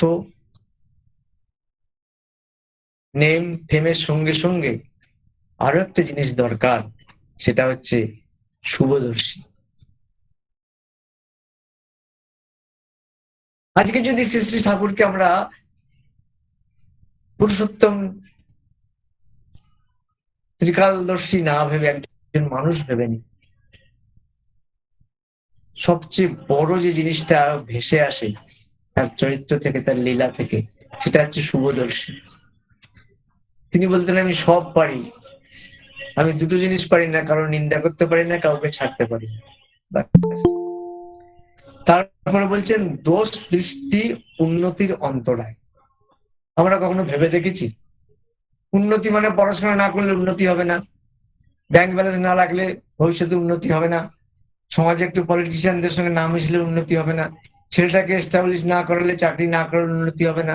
ঠাকুর সবের ধারে কাছেই গেলেন না, বললেন যে দোষ দৃষ্টি উন্নতির অন্তরায়। যদি উন্নত হইতে চাও, উন্নত মানে ইন অল রেসপেক্ট, দোষ দৃষ্টিকে চিরদিনের মতন বিদায় দাও, মানুষের গুণের যাহা কিছু দেখো তাহাই ভাবো, তাহাই বলো, আর তাহাই আলোচনা করো। পারো তো সাবধান থাকিও কাহারও দোষ তোমাতে কোনো প্রকার ক্ষতির সৃষ্টি না করিতে পারে। প্রোটেকশন থাকতে হবে। তারপর বলছেন দোষ দর্শনে, দোষ দেখতে হলেই তা ভাবতে হবে, চিন্তা করে বের করতে হবে, আর তার সাথে একটা বিরক্তির বা আক্রোশের বোধকে সজাগ রাখতে হবে। আর এই করতে গেলেই মস্তিষ্কে ঠিক অমন্তর ভাবই মজুদ থাকবে, দেখতে পাবে কিছুদিন পরে সেই দৃশ্যগুলির অভিনয় তুমি কেমনতর ভাবে করছো। তাই সাবধান হও দোষ দেখা হতে, দোষ ভাবা হতে, বিরক্তি ও আক্রোশ হতে। তার মানে আমি যার প্রতি দোষদৃষ্টি সম্পন্ন হবো তার প্রতি একটু বিরক্ত হবো, তো একটু আক্রোশ থাকবে, তো সেইটা রিপিটেডলি ভাবতে ভাবতে ভাবতে আমি তার সেরকম সেইভাবে ওই দোষ থেকে দুষ্ট হয়েও না, আমি হয়ে যাই পরের দোষ নিজের, মানে দোষ থেকে দুষ্ট হলে পরের দোষ নিজের ইয়ে আমার মধ্যে চলে আসে। তারপরে বলছেন যে দোষকে যদি রিক্তকরণ করতে চাও, আর যদি দেখেই ফেলো, দোষ যদি আমি দেখেই ফেলি, আর যদি দেখে ফেলো, আর যদি দেখেই ফেলে থাকো কারো দোষ, তোমার মাথায় তা মজুদই থাকে তো থাকতেই পারে, তার কারণ ও অবস্থাকে অনুসন্ধান করে কেমন করে তা সম্ভব হয়েছে তার পক্ষে যথাযথভাবে বুঝে একটা সহানুভূতির ভাব নিয়ে যা তোমার মাথার ভিতর মজুদ আছে তাকে আমন্ত্রভাবে লিপ্ত করো, যাতে আবার অমন্ত্র ঘটাই তোমার পক্ষে অস্বাভাবিক হয়। মাথাটাকে ক্লিন করতেই হবে, ক্লিন করতেই হবে, না হলে হবে না। আর একটা বাণী সৃষ্টি ঠাকুর খুব সুন্দর দিয়েছেন, যে এই যে চশমাটা, এই চশমাটা চুরি হয়ে গেলে আমার চোখটা ধাঁধলা হয়। আমি যখন কারো দোষ দেখি, ওই দোষ দেখার একটা চশমা পড়ে থাকি। দয়াল বলছেন যে সেই খুব ভাগ্যবান যার ওই দোষ দেখার চশমাটা কেউ চুরি করে নিয়ে যায়। কত মার্মিক ভাবে, কি কায়দা করে বোঝানোর দেখুন। আমরা কখন ভেবেছি চশমা চোর বুঝি, কিন্তু চলার সাথে গ্রন্থে 133 নম্বর বাণীতে দয়াল বলছেন দোষ দৃষ্টির চশমা চোর। আমি প্রথমে বুঝতে পারিনি, যখন বাণীটা দেখলাম চশমা চোর আবার দোষ দৃষ্টি চশমা চোর, তো বুঝেছি যে অনেকে অর্ধেক চশমা হারিয়ে যায়, চশমা চুরি হয় না। এখন চশমা কেউ কারো চুরি করে না, চশমা হারিয়ে যায়। কিন্তু একসময় চশমা চুরি হতো, কাঁচটা পাল্টে নিলেই সে ফ্রেমটা ইউজ করতো। সে যাই হোক, এখন মানুষের সচ্ছলতা বেড়েছে, এখন চশমা চুরি হয় না।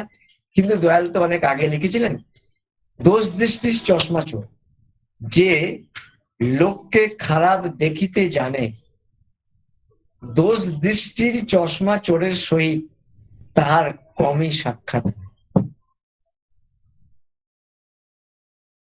আজকে পরম দয়ালের এই অমীয় বাণীটির মাধ্যমে আপনারা প্রায় শতাধিক পরিবার যারা যুক্ত আছেন, আমি আপনাদের জন্য প্রার্থনা করব, আপনারা আমার জন্য প্রার্থনা করবেন।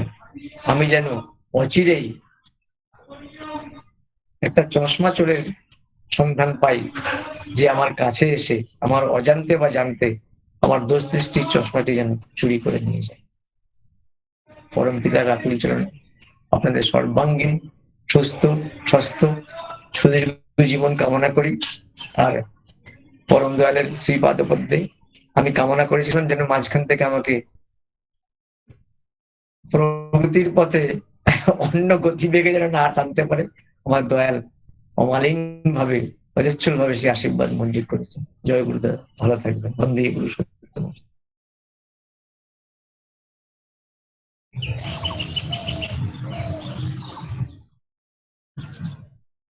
নিন্দা চর্চা অপরের, নেগেটিভ, দুটো নেগেটিভ এলে কনভার্ট টু পজিটিভ। যে রান্না আপনি করলেন, যে মশলাগুলো আপনি প্রথমে এনেছিলেন, দ্যাট ওয়াজ নেগেটিভ। আমরা তেল শুধু খেতে পারি না, নেগেটিভ। মশলাটা জিরে মরিচ বলেন আর গোলমরিচ বলেন, সবসময় শুধু খাওয়া যায় না। যখন রান্না হলো, it is convert to positive. চশমা চোর, জুতো চোর, তার মধ্য দিয়ে দয়াল দেখালেন কত পজিটিভ, তার প্রতি বিশ্বাস।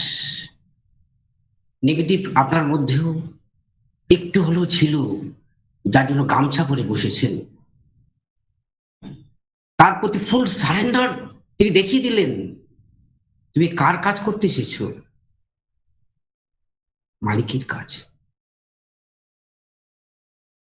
বিশ্বাস, ফুল সারেন্ডার। এখানেই বোঝা গেল পরম দয়াল কতটা জীবন্ত। একবারও তাকে যেতে হলো না, 1 ঘন্টা, it is not a jokes. কত 15 মিনিট পর পর তাকে যেতে হয়েছিল, কিন্তু দয়াল তা হতে আমাকে বিরত করলেন।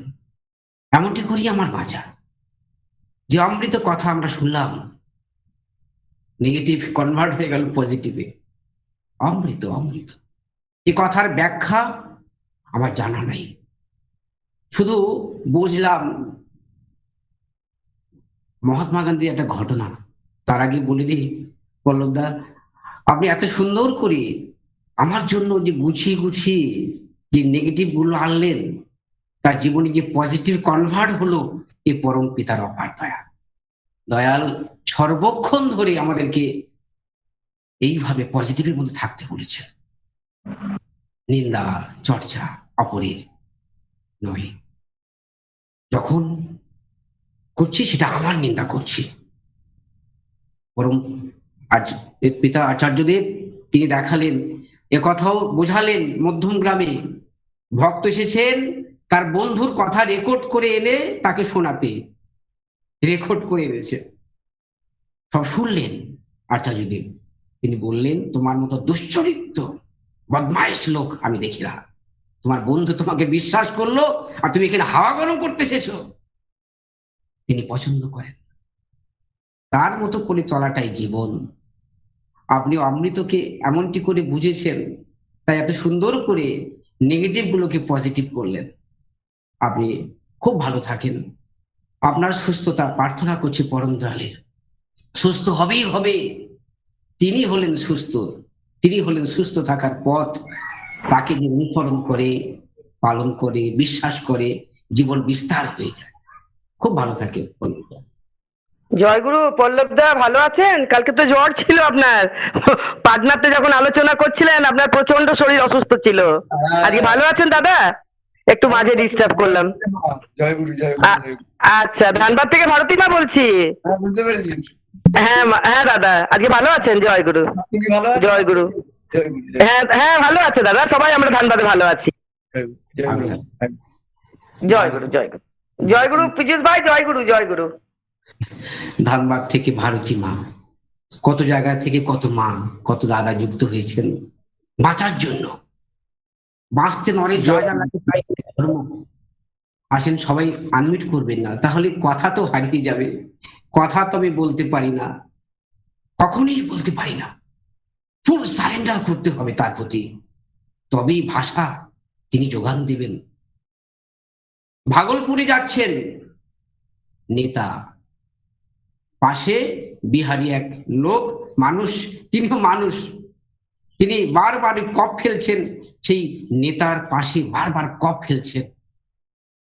পরম পূজ্যপাদ শিশি বর্দা এই গল্পটা সত্যানুসরণ থেকে ব্যাখ্যা, নিন্দা চর্চা তিনি ব্যাখ্যা করেছেন, কেমন করে নিন্দুককে পজিটিভ করতে হয়, কেমন করে অপরের কাজটা নিজেকে দায়িত্ব নিতে হয় শেখালেন।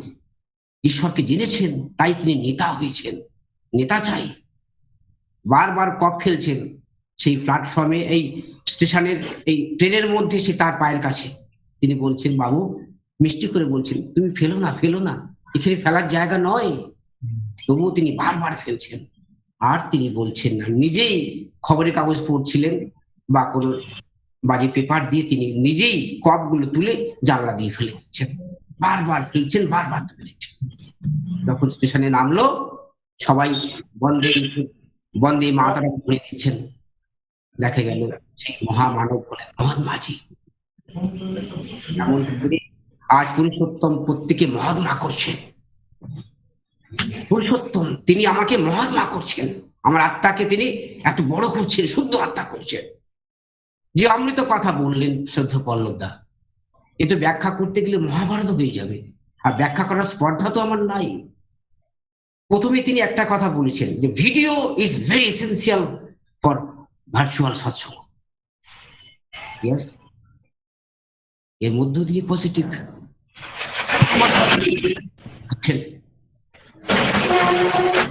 পল্লবদা, আপনি আবারও আসবেন, এমনটি করে বারবার আসলেন। আমরা যাজন মুখর হলাম, এমনটি করে আমরা শান্তি পেলাম, স্বস্তি পেলাম। শান্ত হতে হবে, তার কাছে এসে শান্ত হতে হবে। শান্ত থাকার জন্য আজ আচার্যদেব সমস্ত কিছু গুছিয়ে গুছিয়ে গুছিয়ে গুছিয়ে পরম পিতাকে তিনি আমাদের দেখাচ্ছেন। এমন করে তাকে ভালোবাসতে হয়। পিতৃদেব শিশি বর্দা তার সারা জীবনের সে অক্লান্ত পরিশ্রম আর সৎসঙ্গে এত মাধুর্য, তার সেই পতাকা, বিজয় পতাকা সারা জীবন বহন করেছেন মহামানব মহারিষি পরম পূজ্যপাদ শিশি দাদা। তিনি আজও জীবন্ত পরম পূজ্যপাদ আচার্যদেবের মধ্যেই। আমার আচার্যদেব তিনি বসে আছেন শ্রী ঠাকুরের সেই পাদপদ্মে। ঠাকুরের আর এক রূপ, তিনি স্বয়ং আজ লীলা করছেন। পরম পূজ্যপাদ অবিন দাদা যে টাস্ক নিয়ে আসবেন আমার জন্য, বাঁচার জন্য, সেই টাস্ক যদি তিনি না বলতে বুঝতে পারে, তবেই আমার এই জীবন মহাজীবন হবে। তিনি আমাদের মহাজীবন করার চেষ্টা করছেন। আমরা প্রত্যেকে মানুষ হব, প্রত্যেকে দেবত্বর দিকে পৌঁছাবো, তবেই তো ঠাকুরত্ব, তবেই তো বাঁচা। এমনটি করে আজ আমরা বাঁচার চেষ্টা করছি। তাই সৎসঙ্গ চর্চা তো হবেই। সৎসঙ্গ চর্চা, তিনি আরো বলেছিলেন যে বয়স ছিল 22 বছর শ্রী ঠাকুরের, তিনি বললেন না, বয়স হয় না তার। তিনি হলেন এই বিশ্ব জগতের কুল মালিক। তিনি এসেছেন আবার, স্বয়ং সার্টিফিকেট দিয়েছেন কে? রবীন্দ্রনাথ ঠাকুর। এ বয়স তার হতে পারে না, তিনি ভগবান, তিনিও সার্টিফিকেট দিলেন। সার্টিফিকেট দেবেন কে? তার সার্টিফিকেট দেওয়ার ক্ষমতা এই বিশ্ব দুনিয়ার কারণ নাই। তিনি সার্টিফিকেট দিয়েছেন আমাদেরকে, বিশ্বাস করেছেন, তার প্রতি বিশ্বাস জীবনকে কংক্রিট করে দিয়েছে। পল্লবদা আমাকেও ছাড়েননি, আমাকেও নেগেটিভের মধ্যে দাঁড় করে দিয়ে আমাকেও পজিটিভ করেছেন। আমি তো নেগেটিভ হব না, আমি তো ডিপ ফ্রিজে আছি, সলিড আছি। ডিপ ফ্রিজ থেকে বেরিয়ে আসলে হবে না, বরফ গলে যাবে। তার কাছে লেগে থাকাটাই আমার সলিড। আমাকে কেউ অবজ্ঞা করছে, আমাকে কেউ তুচ্ছ তাচ্ছিল্য করছে, আমাকে বাণী পাঠ দেয়নি, আমাকে গান দেয়নি, আমাকে ঠাকুর কথা বলতে দেয়নি, তা সত্ত্বেও ঠাকুর থেকে একটু আমি দূরে ছুড়ে যাচ্ছি না, তবেই আমার ঠাকুরত্ব, তবেই আমার বাঁচা। মনে অপরের দোষ দেখবার প্রবৃত্তি এসেছে, সেই দোষ ঝেঁটিয়ে সাফ করে দাও, তবেই জীবন। এমনটি করে শ্রী ঠাকুর আজ জীবন তৈরি করেছেন, ম্যান মেকিং ফ্যাক্টরি করেছেন। সেখানে শুধু অপরের মঙ্গল ভাবাটাই আমার সুচিন্তন। অপর মানে সেখানে অপর নয়, তাকে নিয়ে আমি পরম পিতা ভেবেছেন এমনটি করে, আমি তার সন্তান, আমি তার মতো করে ভাববো, তবেই আমার জীবন। পল্লবদা আরো কথা বলছিলেন যে আমরা সবাই মঙ্গলের পরিবারে আছি, তিনি হলেন মঙ্গল, তার পরিবারে আমরা আছি। যাজন টনিক নারিশমেন্ট চাই। আজকের আমার এরিয়া, সেখানে সুনীলদা দীক্ষা দেবেন। কে দীক্ষা দেন? ঈশ্বর স্বয়ং দীক্ষা দেন। কে যাজন করেন? তিনি যাজন করেন। It is not our area, it is god area, তার এরিয়া। সবাই এসে নতুন কথা শুনবে। পল্লবদা এলো বলে মানুষ সঠিকটা আরো সুন্দর করে জানলো, একটু হলো আরো বেশি জানলো, নতুন কথা শুনলো, তার কথা তো কোনো শেষ নাই। ঋত্বিক কেমন হবে? জগতের মানুষ তার পায়ের ধুলো নিয়েও ঠাকুরের গন্ধ পাবে। আর এসব পরিবারের তিনি দেখভাল করতে বলেছেন। এমনটি করে তার দীক্ষার অভাব হবে না। ঠাকুর যা যা দিয়েছেন একটা কর্মীর জন্য, সে তো বেমালুম হয়ে পড়বে। যখন আমরা দ্বন্দ্ব করি, ওই ছিবড়ে নিয়ে টানাটানি করছি, নারকেলের ছিবড়ে, আসলটাকে নিয়ে বুঝতে পারিনি, তাই এত অশান্ত হয়ে গেছে। শান্ত হতে হবে, তার শ্রীপাদ পদে সে শান্ত হলে তবেই বাঁচা। নারকেল খাবো, তবেই তো ব্রেন খুলবে, তবেই তো বোধ। জায়গা তো নাই, ঢুকবে কেমন করে? পল্লবদার কথা, যে কথা অমৃত কথা, পল্লবদার কথা নয়, শ্রী ঠাকুরের অমৃত কথা তিনি বললেন। ঢুকবে কেমন করে এই জঞ্জালে? জায়গা তো লাগবে। জায়গা করার জন্য আজ প্রভু ব্যবস্থা করেছেন। সূর্য উঠে গিয়েছে, সূর্য কি বলবে আমি উঠে গেছি, তোমরা সবাই বাইরে এসো, রিকেট রোগ হবে না, তোমরা ভিটামিন ডি গুলো সংগ্রহ করো, তা তিনি কখনো বলছেন না। তিনি এসেছেন, জানতে হবে, তাকে মেনে তাকে জানতে হবে, তাকে মেনে তাকে তাকে জেনে তাকে মানা যাবে না। It is not impossible. Possible হবে আমার জীবন, তখন ভরপুর হয়ে যাবে। তবেই তো আমি শ্রীকৃষ্ণের ভক্ত। সারা রাত মাইক বাজিয়ে ধর্ম করা যায় না, সারা দিন নয়, সারাটা জীবন তাকে নিয়ে চলা, সাত্বিকাহার। তবেই তো বাক্য শুদ্ধি, ভাবা বলা করা সেম টিউনিং থাকবে, তবেই তো আমার ঠাকুরত্ব। একটা মানুষ ঠাকুরের হয়ে যাবে, একটা মানুষ থেকে হাজার মানুষ বাঁচবে, তবেই তুমি ঠাকুরের। ঠাকুর কেমন গো? আমাকে দেখে বুঝো আমার ঠাকুর কেমন। পল্লবদাকে দেখে আমরা বুঝতে পারি আমার ঠাকুর কত বড়। তাকে মাপা যায় না। ভক্ত যদি এত সুন্দর হয়, তাহলে ভগবান কত না সুন্দর। এমনটি করেই আমার সৌন্দর্য, এমনটি করেই আমার বাঁচা। হ্যাঁ, সবকিছু বড় খোকা, ডিফারেন্ট, তার সঙ্গে আমার ডিফারেন্ট আছে। বড় খোকা টাকার পিটার পিঠ, স্বয়ং দয়াল। যিনি বুঝতে পারলেন না তিনি ঝরে পড়লেন, তিনি। আজ আমি ঝরবো না। গিদনি আশ্রম বলুন, যাই বলুন, শ্রী ঠাকুরকে যদি না মানি, এগুলো সবগুলো না মানি, কোনোটাই মানা হয় না। তিনি বলেছেন আমি আচার্য পরম্পরা লীলা করব। আমি আচার্য দেখে মানি না, ঠাকুরত্ব আমার দৃঢ়। সবকিছু করছি, যজন যাজন ইষ্টভীতি সস্তেন সদাচার নাম ধ্যান সব করছি। রেজাল্ট হবে ইন্টু আচার্যের প্রতি নিষ্ঠা, ভক্তি, বিশ্বাস, তবেই ঠাকুরত্ব।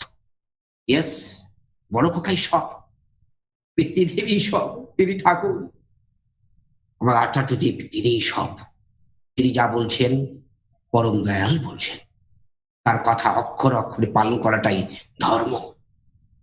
আজ বাঁচতে যা যা লাগে আমার আচার্যদেব ইষ্টভীতি, যে মঙ্গল যজ্ঞ দাঁড় করিয়ে দিলেন, এটাই আমার জীবনের বাঁচা। তিনি আমার চোখের ড্রপ দিলেন, পরম দয়াল। আই ড্রপ, বল্লভদা বলছিলেন আই ড্রপ, এই তো চোখ নির্মল হবে। বাজারে আই ড্রপ দুদিনের জন্য, আর পরম দয়াল যে আই ড্রপ না আনলেন, চোখকে নির্মল করলেন, জগৎ নির্মল হলো। এ সারা জীবনের পরিত্রাণ, ত্রাণ দেন মুখ্যমন্ত্রী, প্রধানমন্ত্রী, 1 দিন 2 দিন 5 দিন। দয়াল সারা জীবনের শুধু নয়, জন্ম জন্মান্তরে পরিত্রাণ করলেন, ইহকাল পরকাল ত্রাণ দিলেন, পরিত্রাণ দিলেন।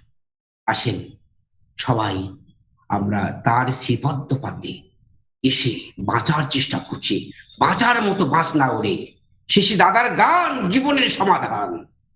আজ শিশি দাদা যে গানগুলো আমার জন্য লিখেছেন, তার মধ্যে জীবনের সমাধান লুকিয়ে আছে। তার কথা জীবনের কথা, তার কথা অমৃত গাথা। এমনটি করে আমার জীবনকে তিনি মহাজীবন করছেন। আমরা সবাই তাকে চর্চা করব বলে এই আমাদের জীবন তিনি দিয়েছেন। বহু জন্মের স্বীকৃতি, বহু জন্মের ভালো কর্মফল ছিল বলে একটা দীক্ষা মিলেছে। একটা দীক্ষা মানুষকে ট্রান্সফর্ম করে দিয়েছে, পরিবর্তন করে দিয়েছে। পরিবর্তন চাই, পরিবর্তন চাই। রাজা, যিনি দেশের রাজা, তাকে ঠাকুরকে জানাতে হবে, তবেই তো আমার বাঁচা। রাজা যদি না বাঁচে, তাহলে লাইসেন্স দেবে তো মদের দোকানে। লাইন পড়ে যাচ্ছে, একটা লাইন নয়, 4-4টি লাইন, 5টা লাইন পড়ে যাচ্ছে। ছোট ছোট কচি কচি খোকারা সেখানে লাইন দিয়ে রঙিন জিনিস কিনবে, আনন্দ করবে বলে, বসন্ত উৎসব পালন করবে বলে। সমাজের মেরুদণ্ড সেখানে ভেঙে যাচ্ছে। রাজা, তুমি কি এমন রাজা হলে যে জিনিস লাইসেন্স দিয়েছো আমার কচি কচি খোকাগুলোকে নষ্ট করার জন্য? তা তো হবে না। তুমি ঠাকুরকে জানো, তবে তো লাইসেন্স বন্ধ হবে। মদের দোকানে লাইন, মাংসের দোকানে লাইন, ডাক্তার বসবে সকাল 8টায়, আমি রুগী লাইন দিচ্ছি ভোর 3টে। কেমন করে আমি সুস্থ থাকবো বলেন? 5 ঘন্টা লাইনে দাঁড়ালেই সে অসুস্থ হয়ে যাবে। দুশ্চিন্তা। আজ করোনার মানুষ মারা গিয়েছে যে পার্সেন্টেজ, সবচেয়ে বেশি পার্সেন্টেজ মারা যাচ্ছে হতাশা থেকে। তাই ঈশ্বরকে যদি না জানাতে পারি, আমি দায় আমাকে নিতে হবে। পরম পিতা আজ দায় নিতে বলেছেন আমাকে, তবেই তো আমার বাঁচা। বসন্ত উৎসব পালন করছি এইভাবে নয়, সঠিক জানতে হবে, তবেই তো সঠিক। কচি কচি খোকাদের বাঁচাতে হবে। আজ খাসি, পাঁটা, তারা কত বুদ্ধিমান, তারা কচি কচি ঘাস খায় বলে সেই পাঁটাগুলোর মাংস আজ রান্নাঘরে তিনি নিজেকে বিসর্জন দিয়ে সিদ্ধ করে আমাকে আনন্দ দিচ্ছেন। না, সেটা আনন্দ নয়, নিরানন্দ কারণ হবে। সমস্ত পজিটিভ নেগেটিভ তিনি পজিটিভ করেছেন। এমনটি করে আসেন আজ আমরা পরম দয়ালের শ্রী পাদপদ্মে এসে শুধু আনন্দই পাবো। আমি সবাইকে ধন্যবাদ জানাই। আজ ইউটিউব থেকে প্রচুর মানুষ ছিল, এখান থেকেও 100 পরিবার ছিল। বাঁচার জন্য আমরা এসেছি। আজ প্রভু সমস্ত ব্যবস্থা করেছেন, রান্না করছেন তিনি স্বয়ং, পরিবেশন করছেন তিনি স্বয়ং। ভোজন করব আমি, ভোজন করে হজম করতে হবে, তবেই আমার ভোজন সার্থক, বদহজম হবে না। আমার আচার্যদেব আছেন, তাই বদহজম হবে না। এমনটি করে আমার বাঁচা। আসেন সবাই আমরা তার শ্রীপাদপদ্মে এমন করে বাঁচার চেষ্টা করছি।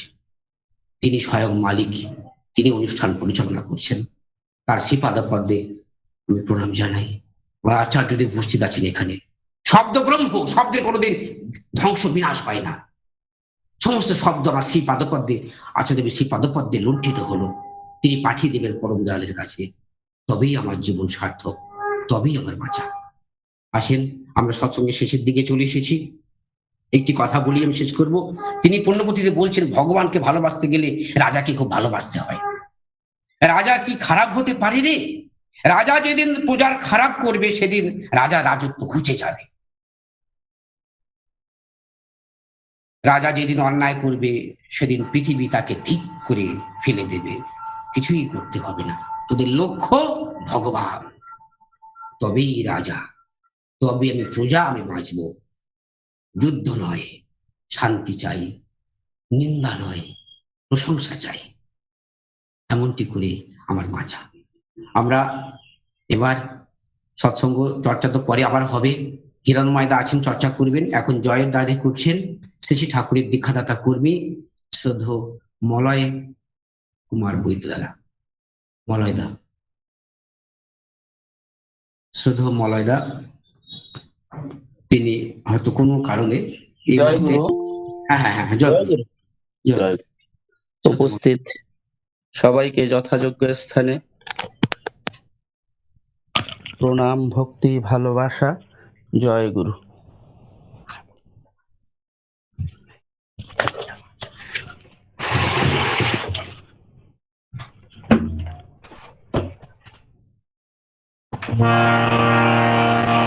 জয় রাধে রাধে, কৃষ্ণ কৃষ্ণ গোবিন্দ গোবিন্দ বল রে।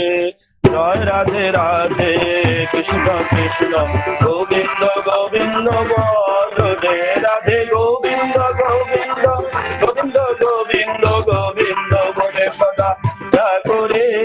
জয় রাধে রাধে, কৃষ্ণ কৃষ্ণ গোবিন্দ গোবিন্দ বল রে। ছাড়ো রে মন কপট শাশুড়ি, বদনে বল হরি হরি। হরি নাম ধর্ম ব্রহ্ম, জীবনে মূল ধর্ম, অধর্ম কর্ম ছাড়ো রে। জয় রাধে রাধে, কৃষ্ণ কৃষ্ণ গোবিন্দ গোবিন্দ বল রে। ছাড়ো রে মন ভবের বাসা, নামে কালো রে। সারাধে গোবিন্দ রামজি, বদনে লয়ে নয়ন তীরে সদা বাসরে। জয় রাধে রাধে, কৃষ্ণ কৃষ্ণ গোবিন্দ গোবিন্দ বল রে। রাধে গোবিন্দ গোবিন্দ গোবিন্দ গোবিন্দ গোবিন্দ বলে সদা করে। জয় রাধে রাধে, কৃষ্ণ কৃষ্ণ গোবিন্দ গোবিন্দ বল রে।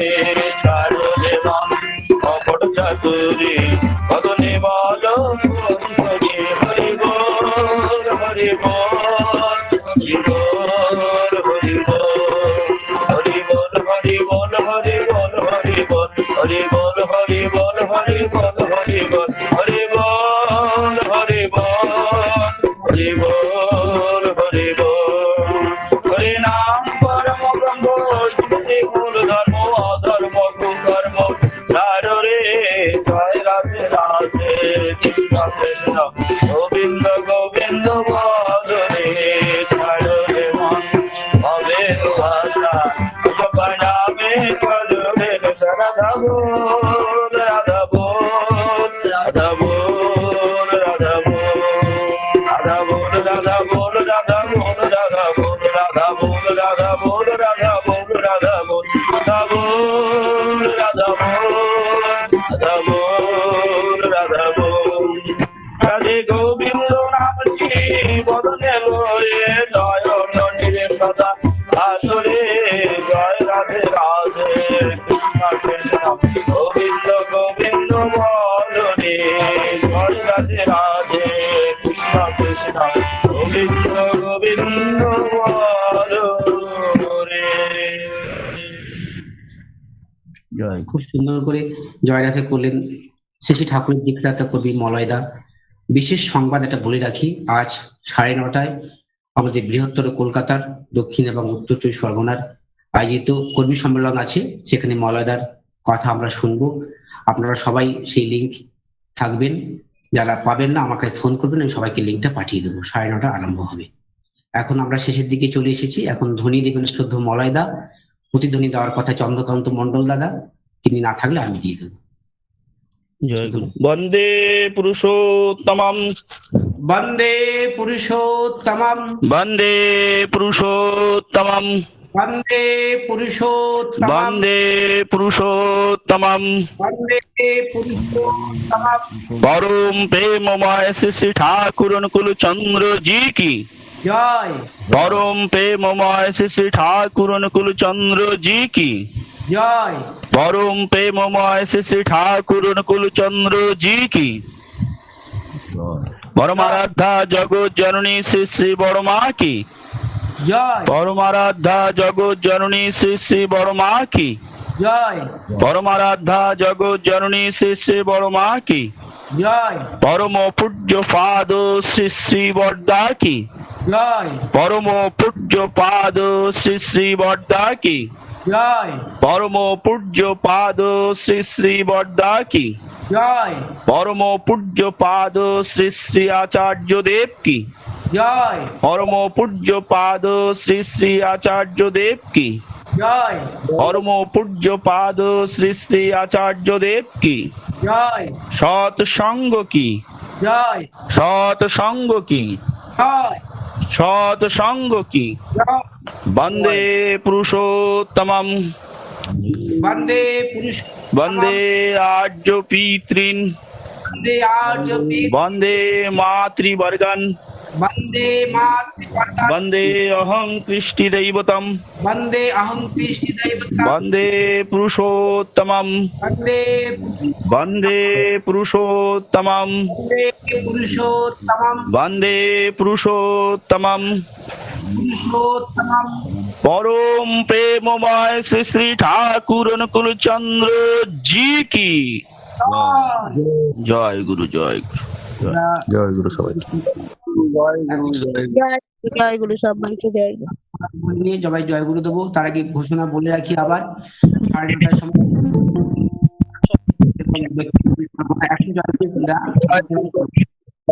জয় জয় গুরু দাদা, জয় গুরু। জয় গুরু। সবাই জয় গুরু সকলকে, প্রত্যেক দাদা মায়েদের জয় গুরু। জয় গুরু, জয় গুরু সবাই।